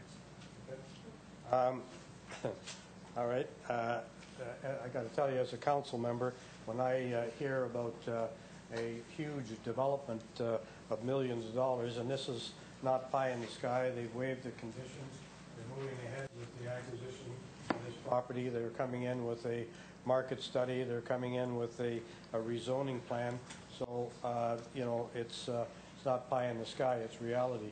And personally, I see the jobs that are created there. I see the lack of industrial development that is happening generally, and I don't have a great deal of hope for that happening. You can set all the industrial lands aside you want, but if industry isn't coming in and moving, then it doesn't make much sense. So anyway, we have Mr. LaRosa, who has been in touch, and I probably will speak later. In spite of all of the consultation, somebody said that they would get back to him, and he'll speak for himself later. He has existing properties there that are identified in the report that he is extremely unhappy about the suggestions and the comments about outside storage. He's been there for the last probably 30, 40 years and doesn't wish to cease the operation that he has existing there. Now, one of the things you stressed tonight was the fact that you just didn't want it to be compatible with the downtown, any development here. You want it to be extremely supportive. Can you tell me how industrial development on that CN lands is going to be very supportive in upgrading to the downtown operation? Through you, Mr. Mayor, light industrial development, as we've recommended within our report, contains a number of uses, including employment uses, transportation, office, and service commercial uses. What that means is that there would be people there employed in that area throughout the day, and they could utilize the services and retail shops in the downtown. That's what we mean by it would be supportive of the uses in the downtown. We do not feel that retail commercial development would necessarily be supportive of the uses downtown. I would also like to clarify that even if we had included major retail commercial uses in any of the pilot project area, there is a policy within the official plan that requires a market study be done to justify the impacts of any major retail commercial proposal. And I think you're going to hear that that's either been completed or is going to be submitted with the rezoning application, so that'll come as it's time. So we have to differ on, have you ever heard of the idea of nucleus and clustering of your commercial developments to try to support one another in drawing people to a specific area to help upgrade and improve the drawing of people to a commercial area? Yes, it's one of many plan concepts to try and do that we've heard of, yes. And that wouldn't fit into this situation at all? It doesn't conform to the guiding principles that we were asked to follow and that we believe are appropriate for this area. Does it conform to your principles as a planner? No. Does that not make sense? No, we do not feel that major retail commercial development in this area is sound planning for the area. And again, I would stress through you, Mr. Mayor, to the councillor or to the alderman, that this is the thin edge of the wedge. We were asked by several large property owners, including the property owner who will be the owner of the SciTech lands, for major retail commercial development. And we're not talking a couple of 100,000 square feet there, we're talking even more. I'm not worried about SciTech. I think this is a specific opportunity that we have in our hands, and I think one that I certainly think should have been taken more seriously, and maybe we should have put a halt on all our discussions. And in fact, I think there's a recommendation for a 90-day deferral to see how they can move ahead with their development, and I think that's the appropriate action. But thank you for your comments. Thank you. Councillor Wing and Councillor Ioannoni. I too think it's time for a halt and a deferral. I'm aware that Crosslink Bridge is going to be bringing in a market feasibility study and a traffic study, and I don't want to make any decision on this Buttrey Street part until I've seen that. I am not going to vote until I've seen it. So we definitely have to defer for at least 90 days. I believe the guiding principles given for this were flawed. They assume that retail uses in the downtown are viable. They're not viable. They haven't been viable in a long time. They're probably not going to be viable for a long time to come. You know, what does work in the downtown, where its successes are professional and financial offices and government offices, and that's what is really working in the downtown. It's not a retail district. One of the things I think of when I think of the CN lands and the Crosslink proposal is the proximity of those lands to the Whirlpool Satellite Tourist District. I mean, they border right on it. It's only a natural extension. And an outlet mall, I know the Canada one on Lundy's Lane draws more people from out of town, out of province, than it does locally. An outlet mall does not compete with local retail uses. This would give our city something extra to keep people here a bit longer, which I think is one of our goals. The other thing is, I don't think the residents of the Buttrey Street area at either the February 21st, 2007 or the September 19th, 2007 meetings were given a land use concept to comment on that included tourist commercial uses in that area. And I rather suspect that if we had another public meeting and gave them the whole range of options, which includes the tourist commercial retail outlet mall in the mix, that would be their choice over commercial. And I know we have a letter from the company which owns Glenview Mansion, and the comments are that they're strongly opposed to any new or continued industrial, light industrial, warehousing, automotive, or other type uses, especially on the CN lands. And they feel the greatest benefit would be achieved by implementing tourist, commercial, and retail uses in that area. Such development would stimulate further investment and improvement of the residential area. And, you know, I really couldn't agree more. And I think those people who live in that area really deserve to have this option presented to them and given a chance to comment on it and make their feelings known. So when the appropriate time comes, I will make a motion to defer at least the Buttrey Street part of this report. Okay, Councillor Ioannoni. Thank you. I won't support this report as it stands either. I'm in awe to hear the idea that building an outlet mall of this magnitude that we've all seen from Crosslink would not be supportive of the downtown. You've got to be kidding me. I played tourist on the People Mover system for the first time in, I think, a decade a couple weeks ago, and I was in awe that once you pass a certain point, there's nothing down at this end from here to the Butterfly Conservatory. As you're driving past that area, you just think, you know what, that would be a natural draw to get off here and shop at an outlet mall there. We've all seen the plans, and the bottom line is it's up to the 9 of us. So short of a deferral, I won't be supporting this in regards to the butchery and the CN lands. We, or the council of the day, went out on a limb to support a $33 million expenditure that the developer was asking the taxpayers to pay. I asked this developer, how much do you want from us? He doesn't want a cent. He's going to invest. He's not going to take. This just doesn't make any sense to me. Thank you, Mr. Piccioni. I guess we'll turn it over to Mr. Hurlovich at this point. Thank you very much for your presentation. And Mr. Shields, thank you, sir.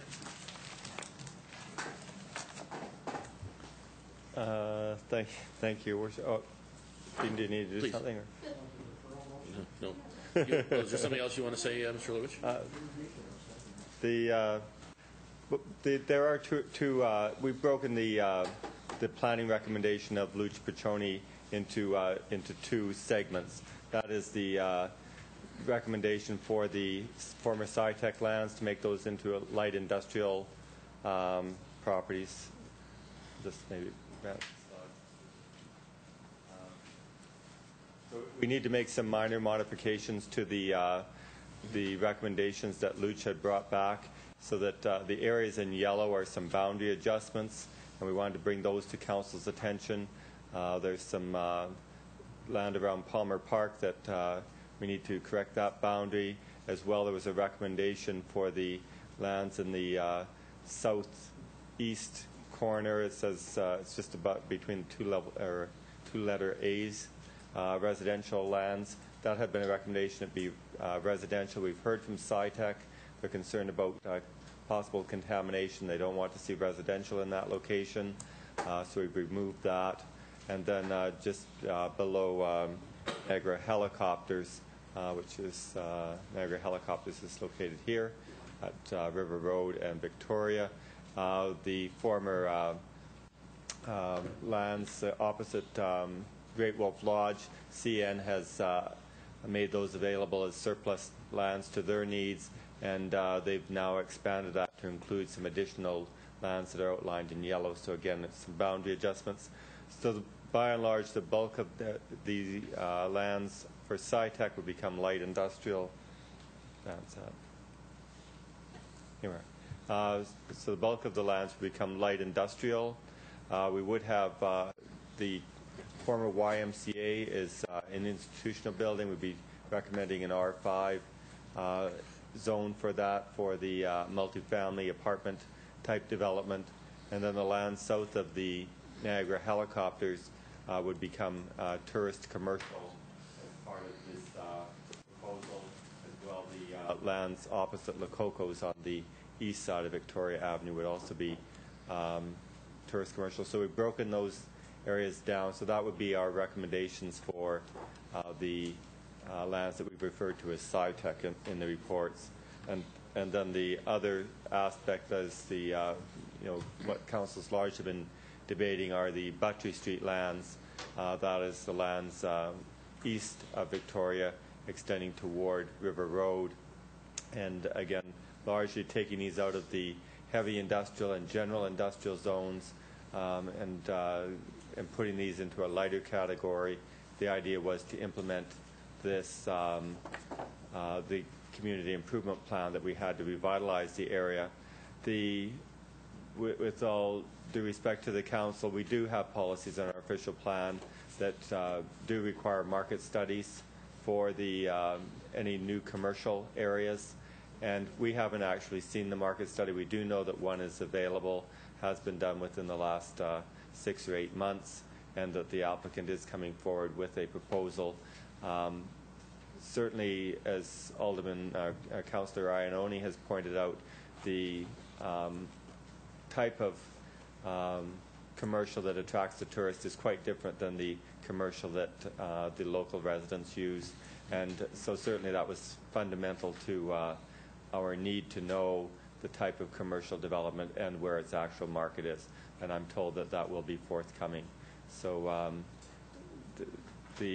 because of that, we could not authorize Mr. Briccioni to just unilaterally change the official plan without having the market studies that we require every other developer to provide. So that's the explanation. I hope I got rid of that. Anyway, I was trying to get to the last slide, but in any event, so we are recommending. Oops, can we go back one?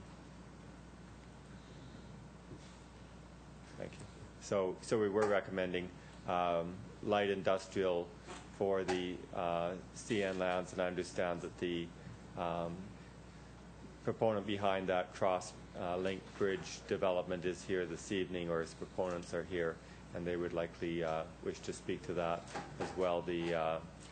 We have outlined that there are prestige industrial uses along Ferguson which would buffer the residential lands to the north. So there certainly are a number of aspects that can be brought forward on this. However, I do appreciate the council's interest in what would happen on the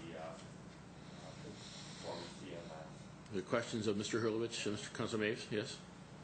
Yes, Your Worship. I'd like to see this. I'm going to support the deferment really because I'd like to see this broken down into segments too, because I think we've got too many different properties to deal with. And I think if we had it move for the deferment for 90 days, got our proper information on from Crosslink that we're. Council, we're in the middle of a public meeting yet, so I'll ask the pleasure of council as soon as we allow the speakers to make their comments. Right, but I'm saying there's so many properties involved that have different sure. Categories, and I'd like to see it broken down. Okay, Thank you. We can present that. I just wanted to advise further, if you may, that members of the public are advised that failure to make an oral or written submission at this public meeting will result in the Ontario Municipal Board dismissing any referral it receives. Failure to sign the sign-in sheets will result in the staff rejecting an appeal as per Section 17, subsection 24 of the Planning Act. At this time, Council will hear from anyone other than the applicant, which is the city which we heard, who wishes to speak to the proposed bylaw amendment. So if you'd like to speak to this matter, to the recommendations, please come forward. We have a 10-minute rule. We'd like to have you identify yourself with your name and address, please, and be glad to listen to your comments. Thank you, Your Worship. My name is Stephen Zakem. I'm a solicitor with the law firm of Airden Burles LLP, and I have my card for anybody who's recording the meeting.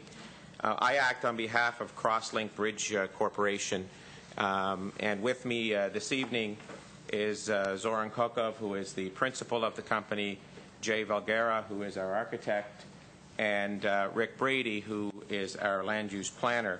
And Mr. Brady and I have only recently been retained on this matter because of the staff report, which came as some surprise to my client. My client is proposing. Well, first of all, my client owns 44 acres of the Buttery Street area, which is the vast majority of the lands in the Buttery Street area, and was consulted by the consultants with respect to the ongoing study initiated by the city. They were consulted, but they were clearly not listened to.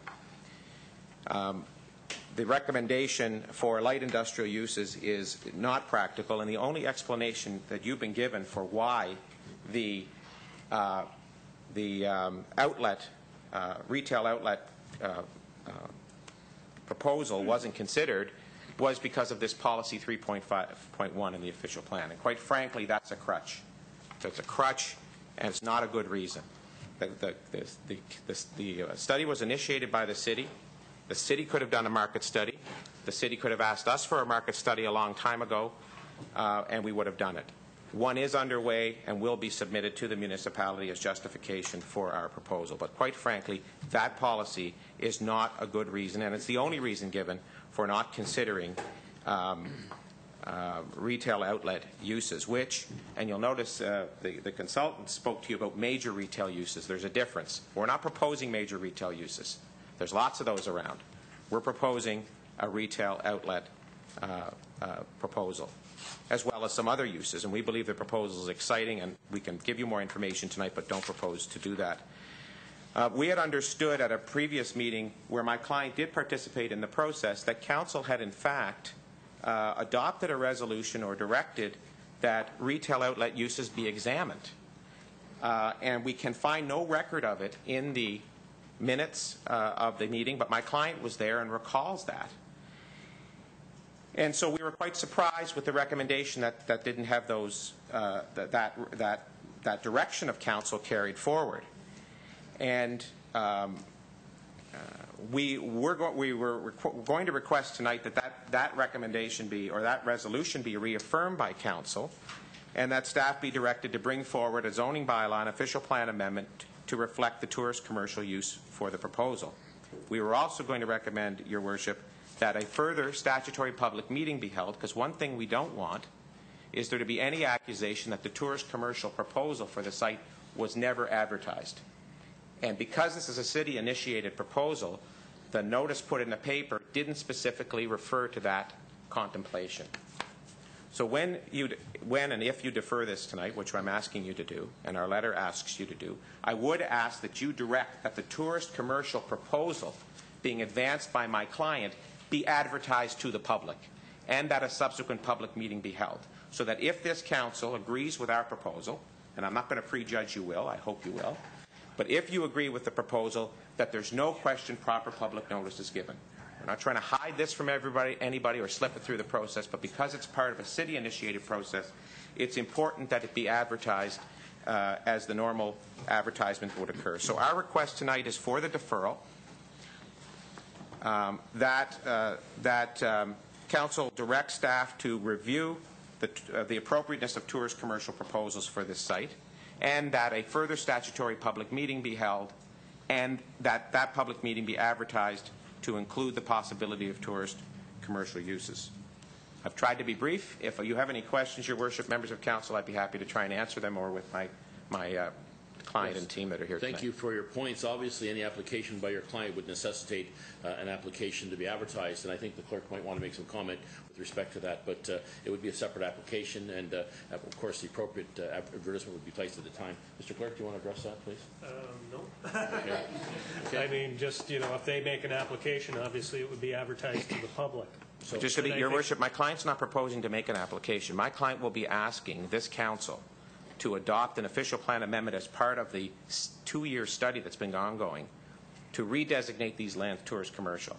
We don't want to be at the beginning of a 2-year process with our own application, which has to be circulated to the various public agencies. It has to go through the usual process. Quite frankly, there has been a 2-year study which failed to properly assess tourist commercial, and with the greatest of respect, my client is trying to avoid having to refile a completely new application. We'll file the material. We'll file the market study. We'll file Mr. Brady's planning report. But we're trying to avoid having to start at the start of the process when a considerable process has been underway. We've got comments from residents nearby who don't want to see industrial uses next to them. There's been a great deal of process, Your Worship, so that's why I raised the notice issue, because we're kind of in your hands with respect to notice, because we can't direct staff to give, or the clerk to give notice in a particular way. And we just need clarification on process. Mr. Hurlovich, could you speak to the process, please? I'm surprised to hear from Mr. Zakem in his position. I've been working with Mr. Krokoff and his balance of his team, and I was under the understanding that they would be submitting a application. Certainly we would process the application in an expeditious manner. The city is often asked to rezone and redesignate people's properties for commercial uses. It is the proponent's responsibility to do the market studies. We'd go broke if we did all the market studies that would be necessary to accommodate people. I understand that the proponent, or Mr. Zakem, is saying that his client is going to submit this market study. It is still his client's market study. Normally, we would do an examination, because it's a city-initiated amendment, and he's asking us to now take his own study, incorporate that as our study, and make a recommendation, there's something that just doesn't ring true. I think we'd be much better off if they submit their own application, defer this proposal as the city has brought forward, bring forward his own application. We would process that. As you know, we're required to give 30 days notice once we've received that application. And let's hear from the people who actually own property in the area, including a number of the industrialists who have participated in a number of public meetings as well. Perhaps will have their own concerns. That would be my preference. We still have others who want to speak. So, Councillor Wing. Sounds like we're all in accord that we need to defer this. What the gentleman is asking is actually in line with what I suggested earlier, that the proposal being advanced by Crosslink be advertised to the public and an additional public meeting be held. That's what I said earlier. I want the residents of the Butcher Street area to have an opportunity to consider this as well, and have staff reflect, I'm sorry, I'm trying to read my own writing, have staff examine the appropriateness of the tourist commercial use for the CN lands. That's actually what I added in on March 17th. It's referred to in the report. Staff were directed to proceed with the formal circulation of the amendments and preparations for a public meeting under the Planning Act. I moved that simply so that I could add in a third part to the motion, which did pass. I had to have it corrected and amended at the next meeting because it wasn't recorded properly. But basically, what I put in there then in March was that they were to look at the CN lands and consider them as a regeneration area and look at an outlet mall, as was being proposed, as a possibility. I remember us in March specifically directing staff to look at this proposal by Crosslink, and I don't know why it hasn't been properly looked at yet, but it's about time we did, and we really need to defer this. And Mr. La Rosa has his concerns as well. I mean, I haven't made my motion yet because I want to hear from him and others as well, but this is way too premature, and it hasn't gone nearly as far as it needs to. Hey, Councillor, we'll hear from the property owners who are here on the matter that's been advertised, and certainly after that point you can make your comments. Our city solicitor wants to make a comment. Mr. Beeman?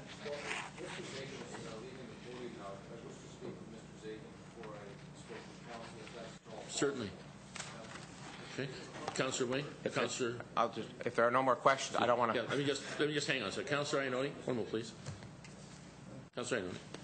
To Councillor Wing's point, if that was made March 17th, we're 5 months later and it's not sitting in a report and a direction our staff was given wasn't followed. So I'd like to know why on that too. But when we go back to Mr. Hurlovich's comment that if we paid for all the market studies, we paid for a huge market study to look at the downtown. Aaron Lichtman wouldn't do it. Historic Niagara at the time wouldn't do it. They wouldn't give us theirs, and we paid for one. Did it not include that area? And I don't remember it. I'm sorry, we see so many things here. Maybe I'd like to see that again, because I wonder if it covered that area.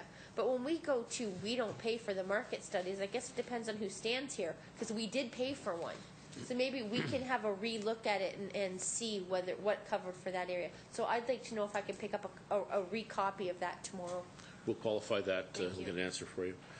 Any other comments of Mr. Zakin? Councillor Thompson? Yeah, I don't like to make statements without having them being factual. Could you ask Mr. Kokoff, who told me about not being able to speak at a meeting, whether that's accurate or not? I'll have him speak to it.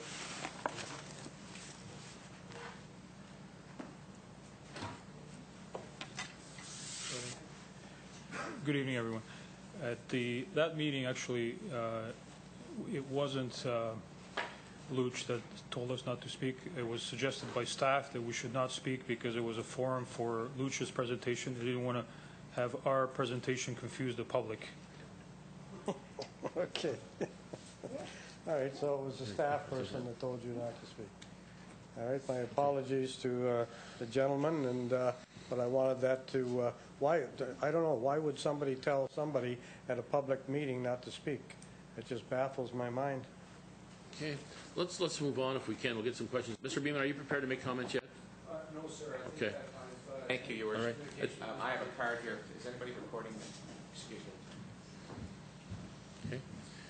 We'll move on to anyone else who wishes to make comment. Just one question. Are asking for a 90-day deferral? Yes. 90-day deferral?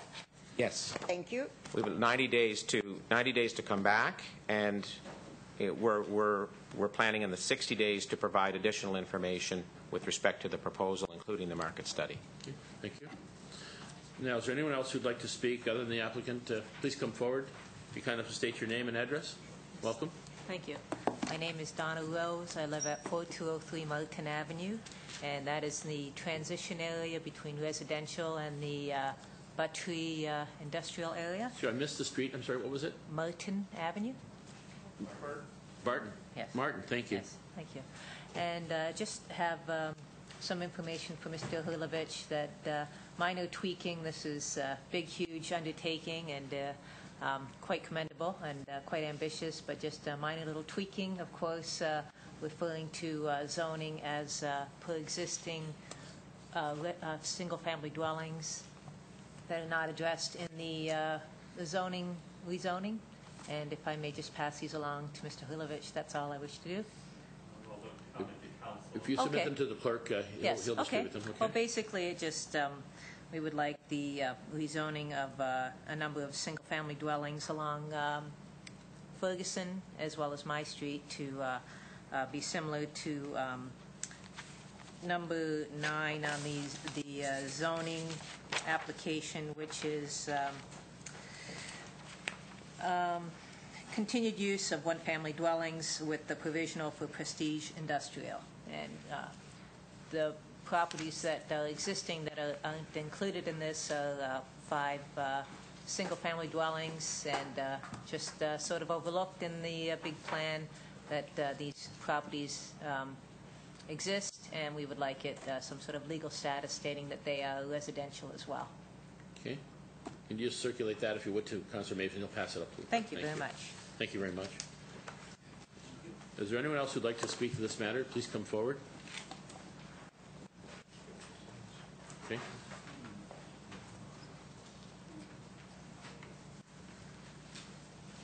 Good evening and welcome. Your name, please. I'm Veronica Balaj, and I'm one of the owners of 4223 Terrace Avenue. Welcome, Ms. Balaj. And I just came here to express my strong wish to support the proposal this group has for tourist commercial zoning for the CN lands. And also I spoke with a few neighbors. Actually, I have here 24 signatures. I didn't have enough time to talk to the rest of the neighbors who, again, are fully supporting the tourist commercial and are absolutely against any industrial development in the area. And I wish to leave this. Again, you can just pass it through. They'll pass it to the clerk. Thank you very much, Mrs. Balaj. Thank you. Thank you. Is there anyone else who'd like to speak to this matter? Please come forward.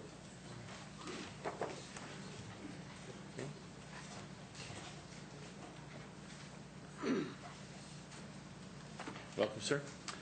Dorino Susan, 4415 Buttrey Street, Niagara Falls, Ontario. Okay.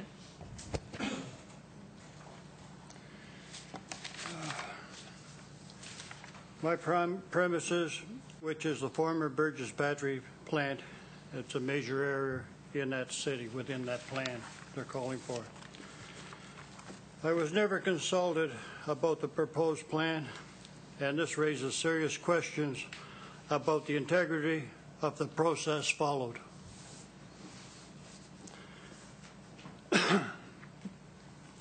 I am opposed to the proposal, zoning, and bylaw amendments. The proposed zoning will result in a financial loss to me exceeding $500,000. How do you propose to compensate me for my loss? I would prefer an amicable solution to the problem. You are well aware of my legal rights and your obligations with respect to this matter. Therefore, I respectfully request that you propose a solution that is fair to all parties. Okay. Thank you for your time. Thank you, sir.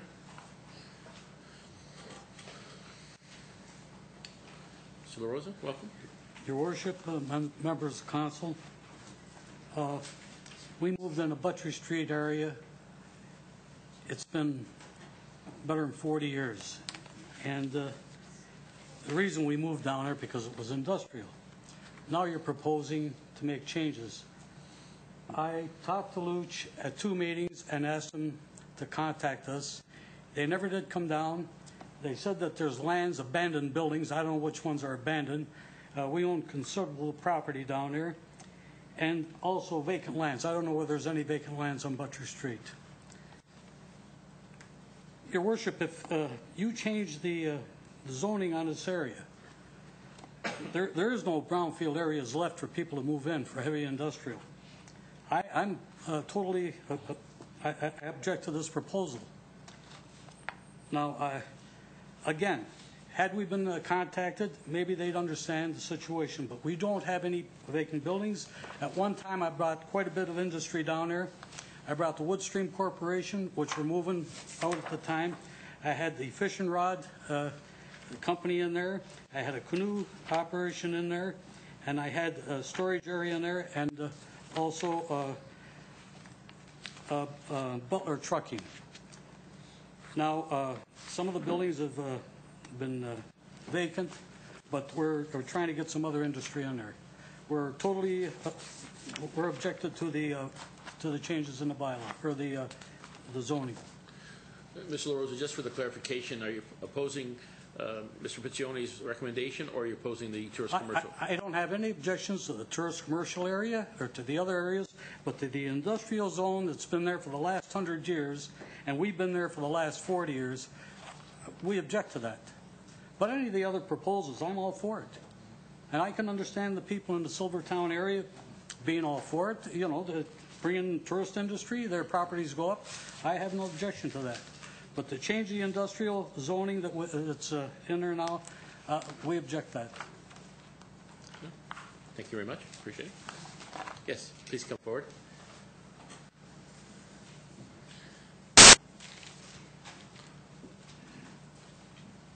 Welcome, Mrs. Trabucco. Thank you.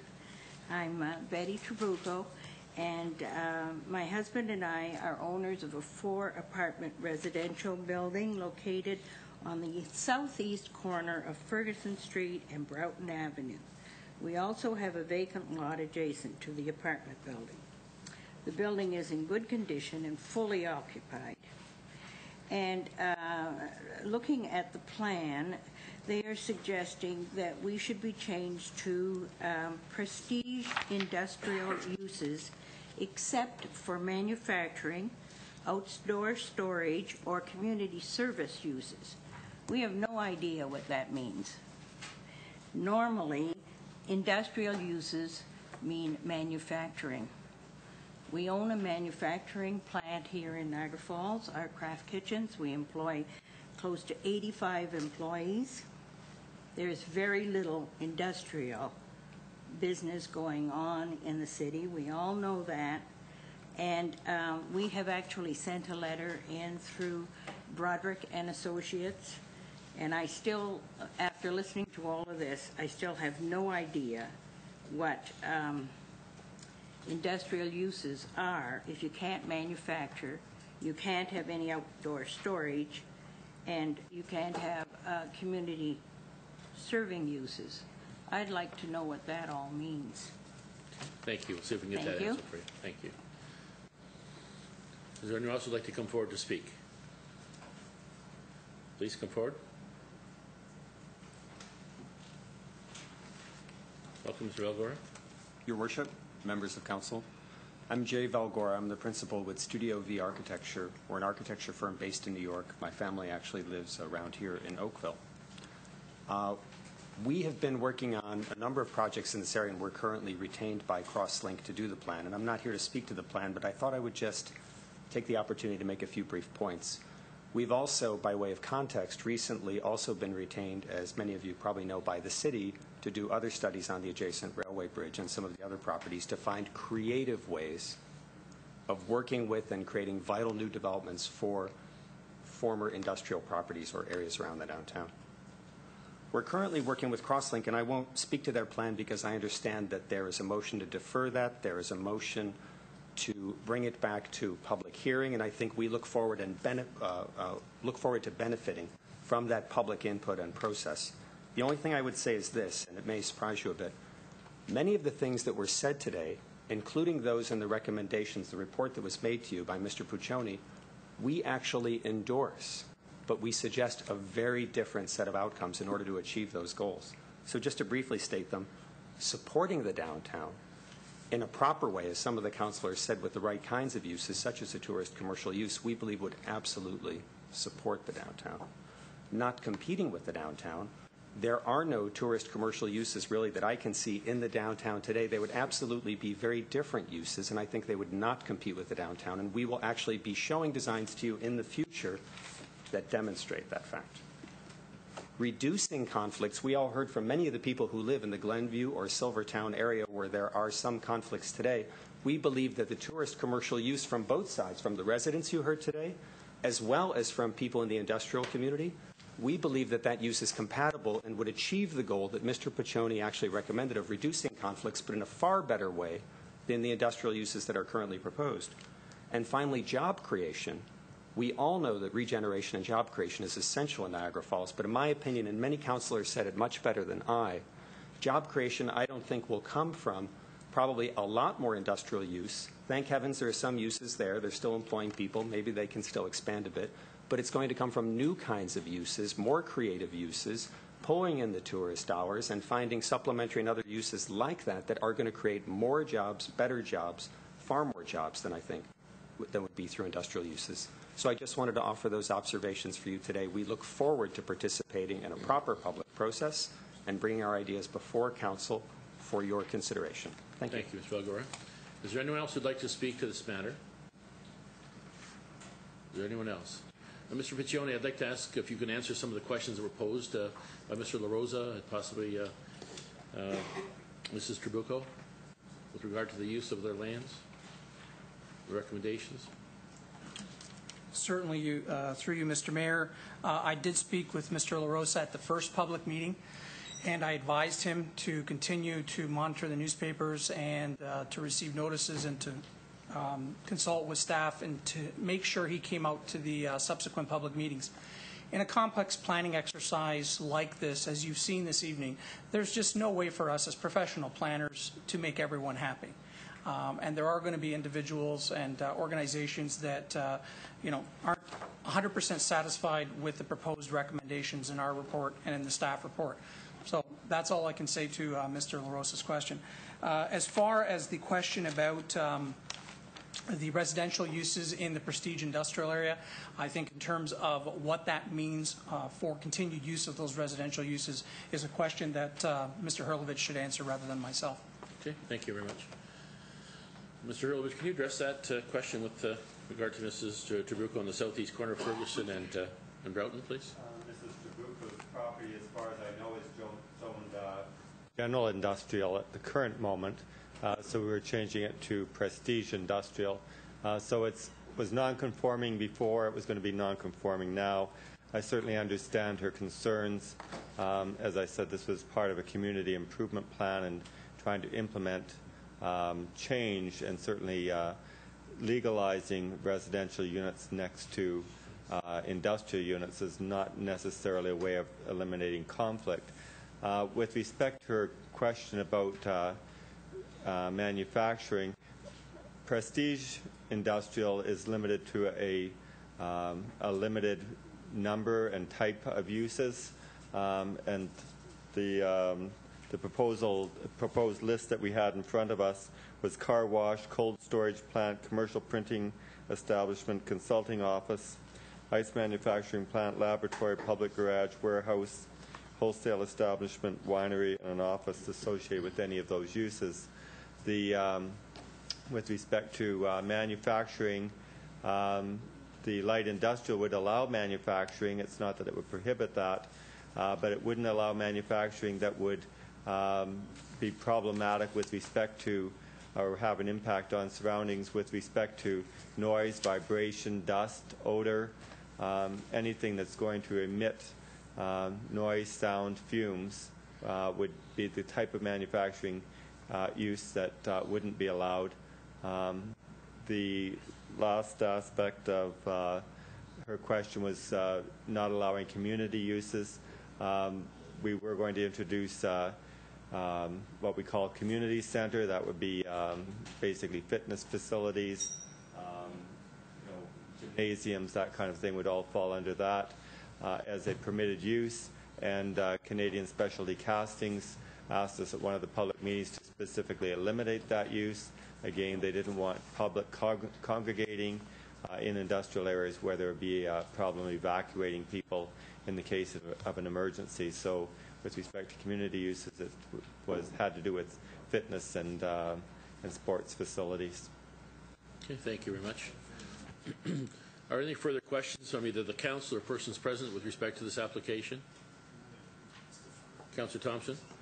Yes, through you to Mr. Hurlovich. I don't see anybody here from SciTech or representing SciTech this evening, and we concentrated all of our questions and concerns with respect to the CN lands, basically. Are the proponents for the other properties, are they in agreement with what is being proposed? Did they know this meeting was here tonight? There's no representation. Mr. Hurlovich? They should have received notice. Certainly, SciTech representatives are aware and have supported the changes that we're proposing with respect to this. The DiCenzo family that's involved with that property as well. I haven't heard that they were taking issue with any of the zoning that was going forward. If we defer the entire report at this time for 90 days, that's not going to concern anybody. There's no need to separate them or deal with it separately. I prefer to defer the whole thing. I'm just looking over my shoulder to our business development director, and I don't believe that there is anything that anybody's bringing forward that they require the change. Solicitor has his hand. Yes, Mr. Beeman, do you want to make some comment with respect to procedure? Yes, Mr. Chair, to Councillor Thompson, through you.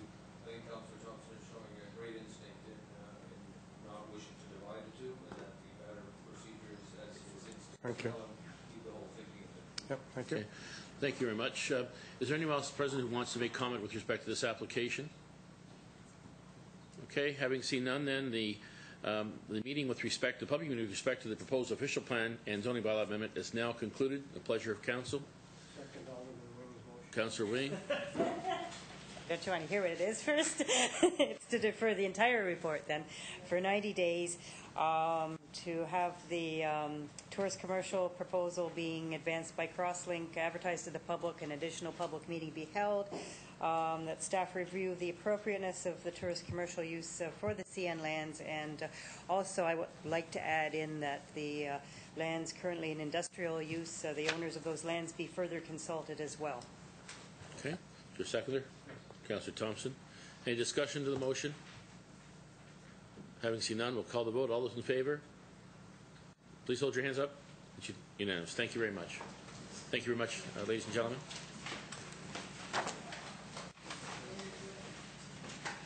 We'll move on to the next item on the agenda, the finance matters. We have a number of reports. The CAO F2008-28, 2,000 reserves and reserve funds.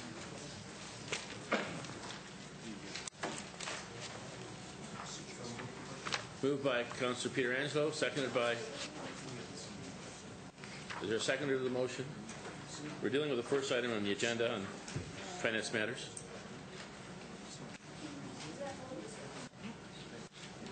Are you seconding the motion?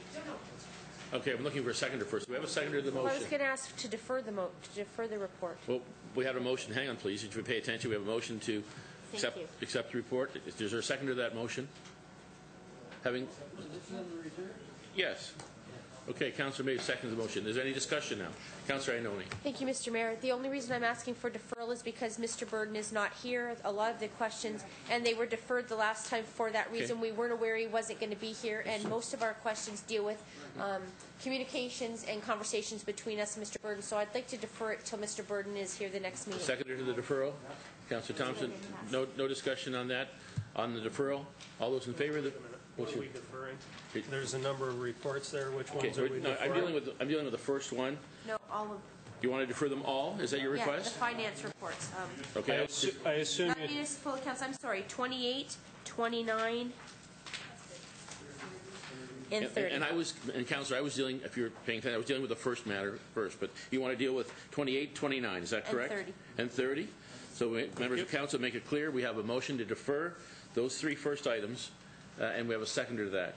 There's no discussion on the deferral. All those in favor of deferral?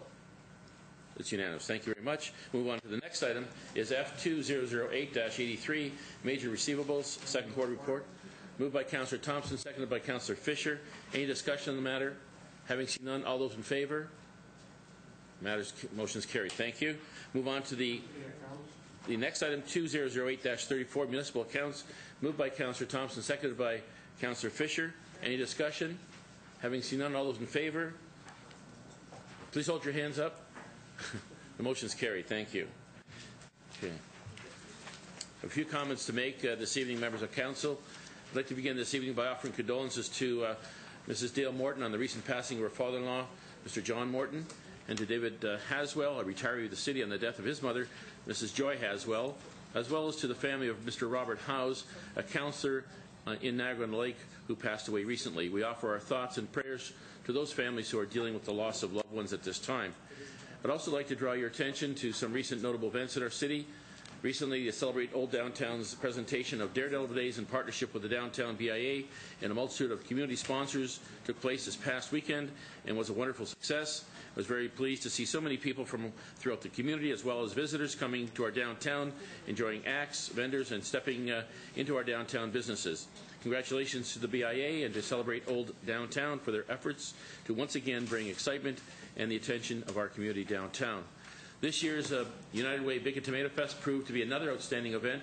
There were so many people enjoying the park and the good food from locations throughout our community. I'd like to again congratulate Niagara Parks, United Way, community sponsors, and the many volunteers for hosting the Big Tomato Fest. It was a great day, and we look forward to it every year. Also, the Niagara Falls Trillium Awards have been announced, and I'd like to take a moment to thank the gardeners throughout our city. So many residents and businesses put forth a wonderful effort in their yards and gardens. Congratulations to this year's award winners, and many thanks to Janet Devine and her team who make the Trillium Awards a wonderful success in our community.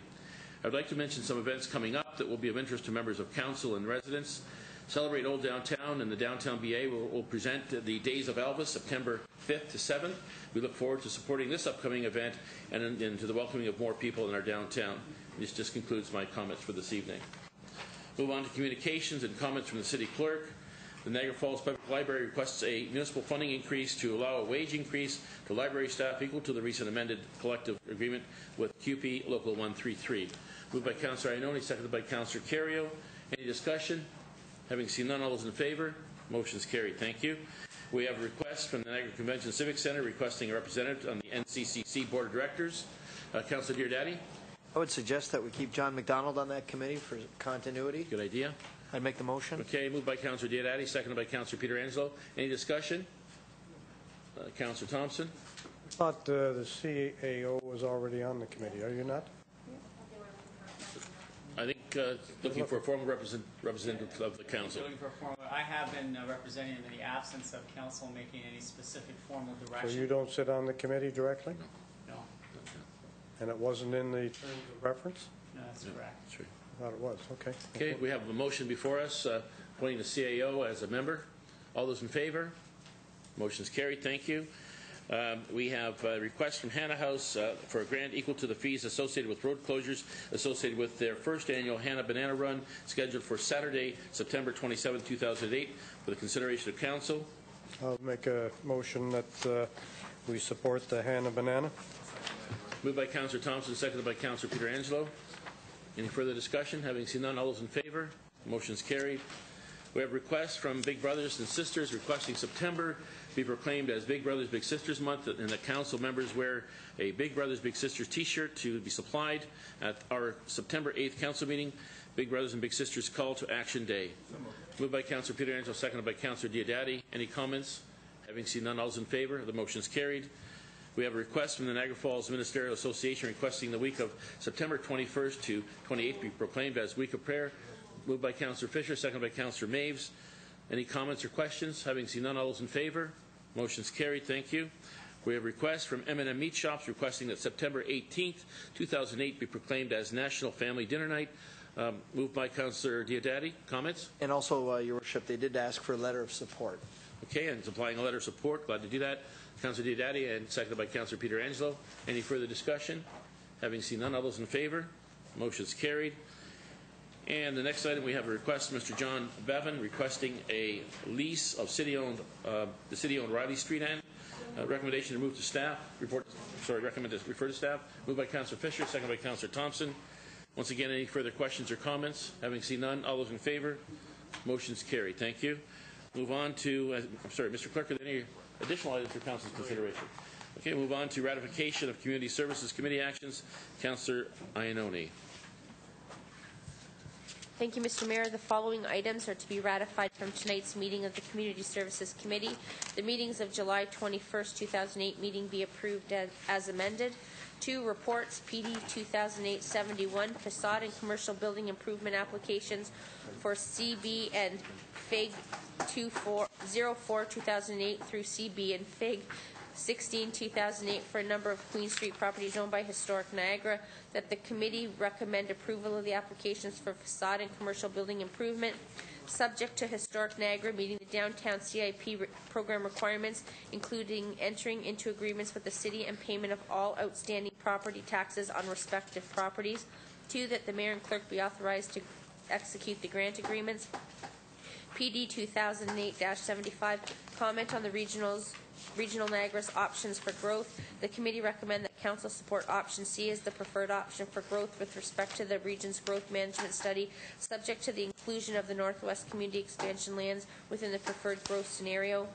TS 2008-46, Canada Coach Bus Servicing Departure, that the report be received for information and that the business development staff look into sponsorship opportunities for next year's Ontario Motor Coach Association Golf Tournament. TS 2008-44, request for extension Kiwanis agreement, that the report be deferred. TS 2008-45, request to renew agreement OMG. 1, that until the completion of the street hardware review, the city renew the agreement with OMG Niagara for an additional 2-year period. And 2, that the clerk be authorized to execute said agreement. TS 2008-43, Drummond Road parking review. 1, that a no stopping restriction be implemented on the west side of the Drummond Road between Lundy's Lane and a point 60 meters south of North Street in place of existing no parking restriction.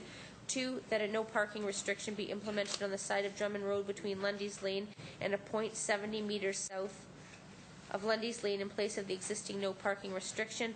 Under new business, that A, that the issue of marine land traffic be referred to staff, B, that Councillor Wing be appointed to the Humane Society Board, and C, that Councillor Maves replace Councillor Wing on the Region's Transportation Committee, and I so move. Moved by Councillor Iannone, seconded by Councillor Fisher. Any comments or questions? Having seen none, all those in favor? Motion's carried. Sorry? Thank you. I'd like to be recorded as opposed to PD 2008-71. I'm sorry, would you say that again? PD 2008-71, the facade and business improvement applications. I voted that way downstairs. Councillor Wing? And I'm opposed to that one as well, and also the item following that. Okay. I was opposed to both also. Okay, thank you. Alrighty, ratification of in-camera recommendations, Mr. Clerk? One item, Your Worship, recommendation that Council authorize the appeal of the property standards order against 4415 Buttrey Street, and that Council directs staff to take whatever legal means necessary to bring the property in compliance with all applicable statutes, bylaws, and regulations. Thank you. Motion to adopt, moved by Councillor Thompson, seconded by Councillor Pietrangelo. Any comments or questions? Having seen none, all those in favor? Motion's carried. Members of Council, move on to the consent agenda. There's a number of items here, but I'd like to draw the attention. We have, I'll take them if you don't mind. We have CD 2008-11 being the second avenue complaints, and we've got a recommendation to the report be received by Council and forwarded to the residents for their information. Can we move on that first? Yes, I would move that, and I also have an email which I received over the weekend.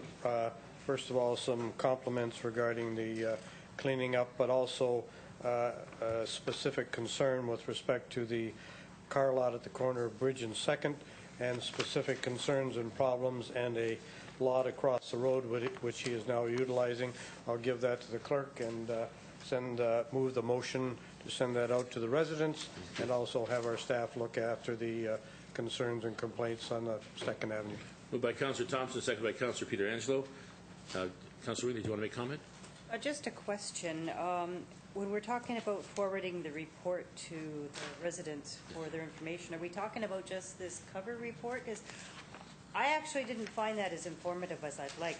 What I found informative was the emails from staff to one another, especially Mr. Morocco's. That was really helpful. I think that would do a lot more than just the cover report. And also, I wanted to ask about the idea about the car lot on the corner. And we work on a complaint-driven basis, but we've received complaints from both Mr. Vuxen and these residents about the encroachment of cars onto public lands. And I know there's other car lots in the city that do so. Not all of them do. I mean, if you drive up Drummond Road, there's a Ford dealership on the right. If you're heading towards Stamford Centre, there's a Ford dealership on the right that obviously encroaches. The dealership across the street, whichever one that is, doesn't.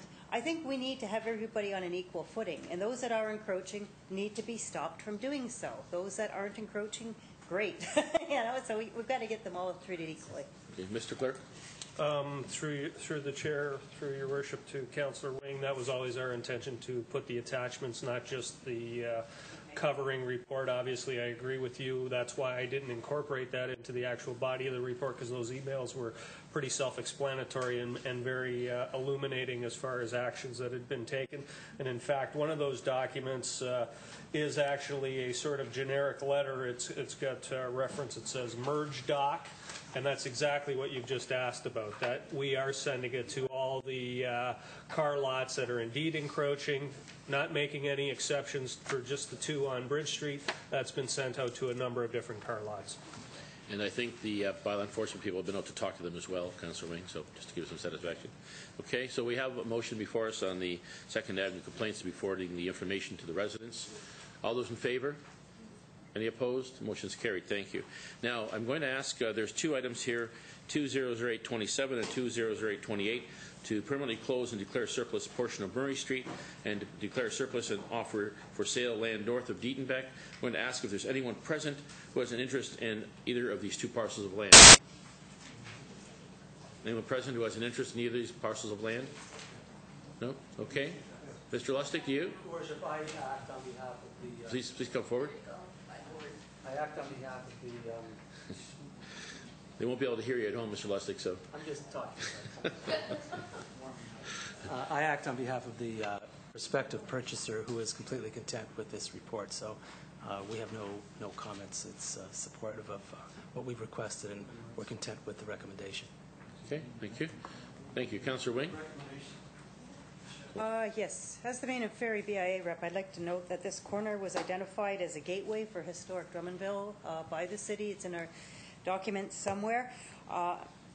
While we pass this, I want it noted specifically that the BIA is supportive of this as long as the funds from the sale are to be directed to streetscaping on Main between Murray and Robinson. And that is the condition of the BIA's agreement with this. Do you want to make that a motion? Okay, I'll make that. I'll move the recommendation with that added in, that the funds from the sale of these lands, when they are sold, are to be directed to streetscaping on Main between Murray and Robinson. So moved by Councillor Wing, seconded by Councillor Noding. Now, Ms. CEO wants to make a comment. Whatever motion council wishes. Staff normally would not be in favor of that type of motion. We appreciate the suggestion from the BIA, but it should be closed and sold based on its own merits. And to be honest, the direction on the sale of properties and where the revenue should go should come from the council. It shouldn't be coming from the BIAs to go to a specific use. So that's the staff's opinions, but we'll obviously go with the motion. We have a motion from council at this point, so that's fine. Any further discussion to the motion? Having seen none, all those in favor? Motion is carried. Thank you. And sorry, now I wanted to make sure both parcels.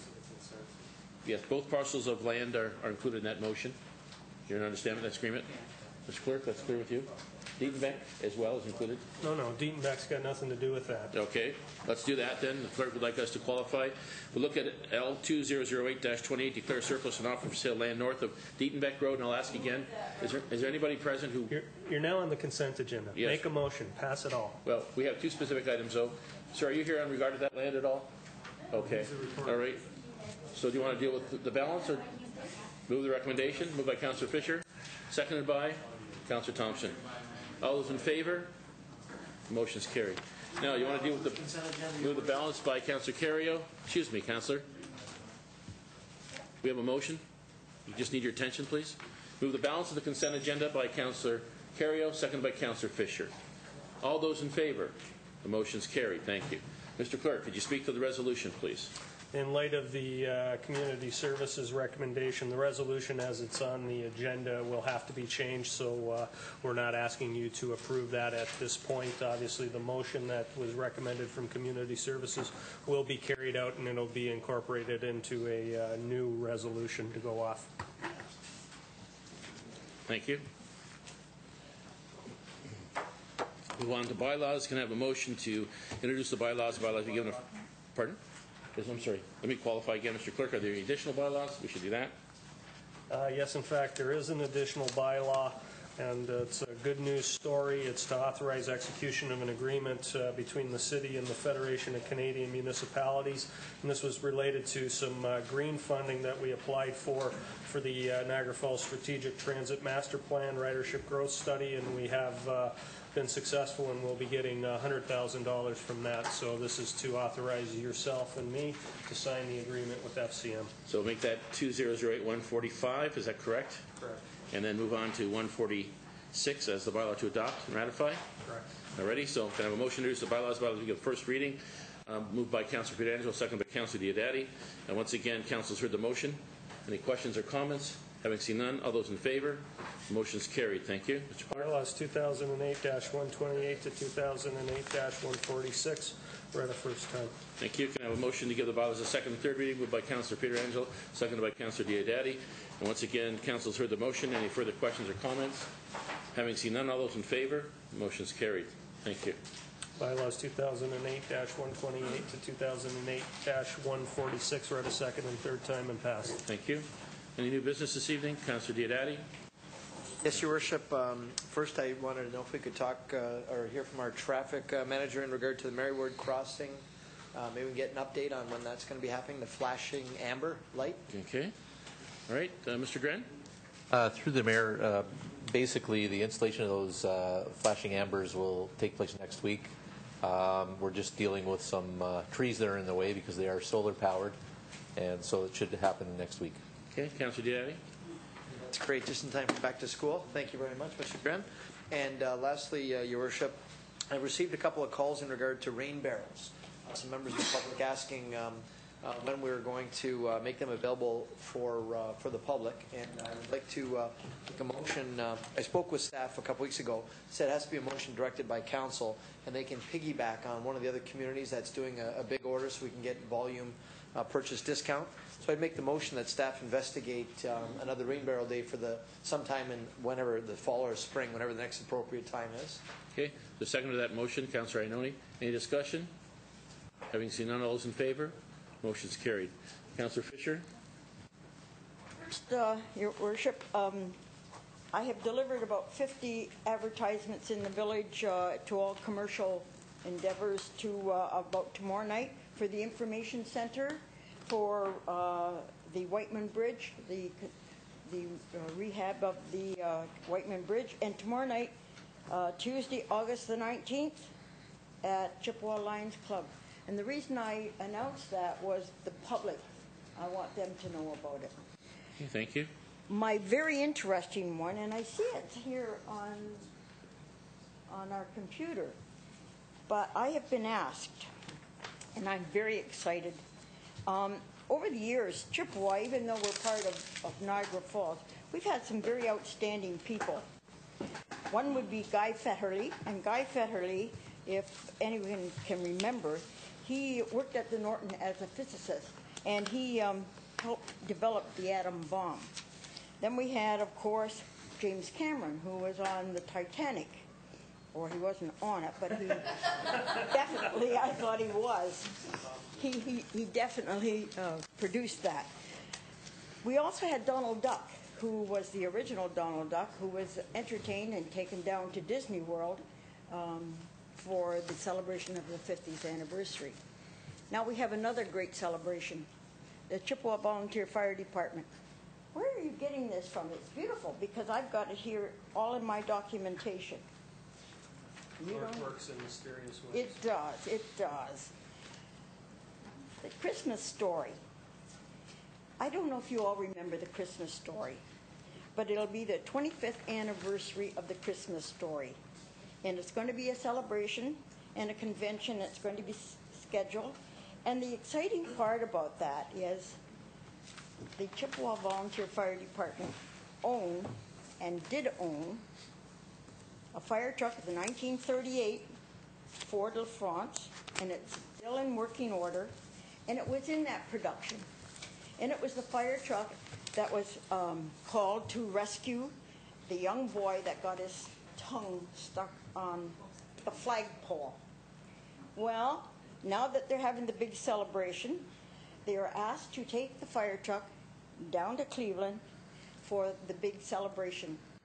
So the fire truck and 2 firemen and their wives will be going down there for this celebration. Now the celebration will not only take the fire truck as a great big event, but as time goes on during this great celebration, they are going to have character look-alike contest. And when that is over, the winners of the contest will get to be part of the WinFest parade and ride with the actors in the fire truck from the movie. So here we are. We have a fire truck and that was in a movie, and now it's going down to Cleveland. They have asked that through me that we get 500 pins so they can take it with them, and probably the key to the city. So I'm going to ask that we get, and I can pick them up probably at the reception desk, 500 pins and the key to the city. Because I think this is a great, great thing for our fire department to be able to say they were in a movie, and here they are. So thank you very much. Thank you. Yeah, thanks, Your Worship. And I had asked Mr. Arafita if he could pull up the website. It's ChristmasStoryHouse.com. And if you scroll down a little bit, you'll see, I guess, something you can click on the left-hand side. It should say fire truck on it. Keep going.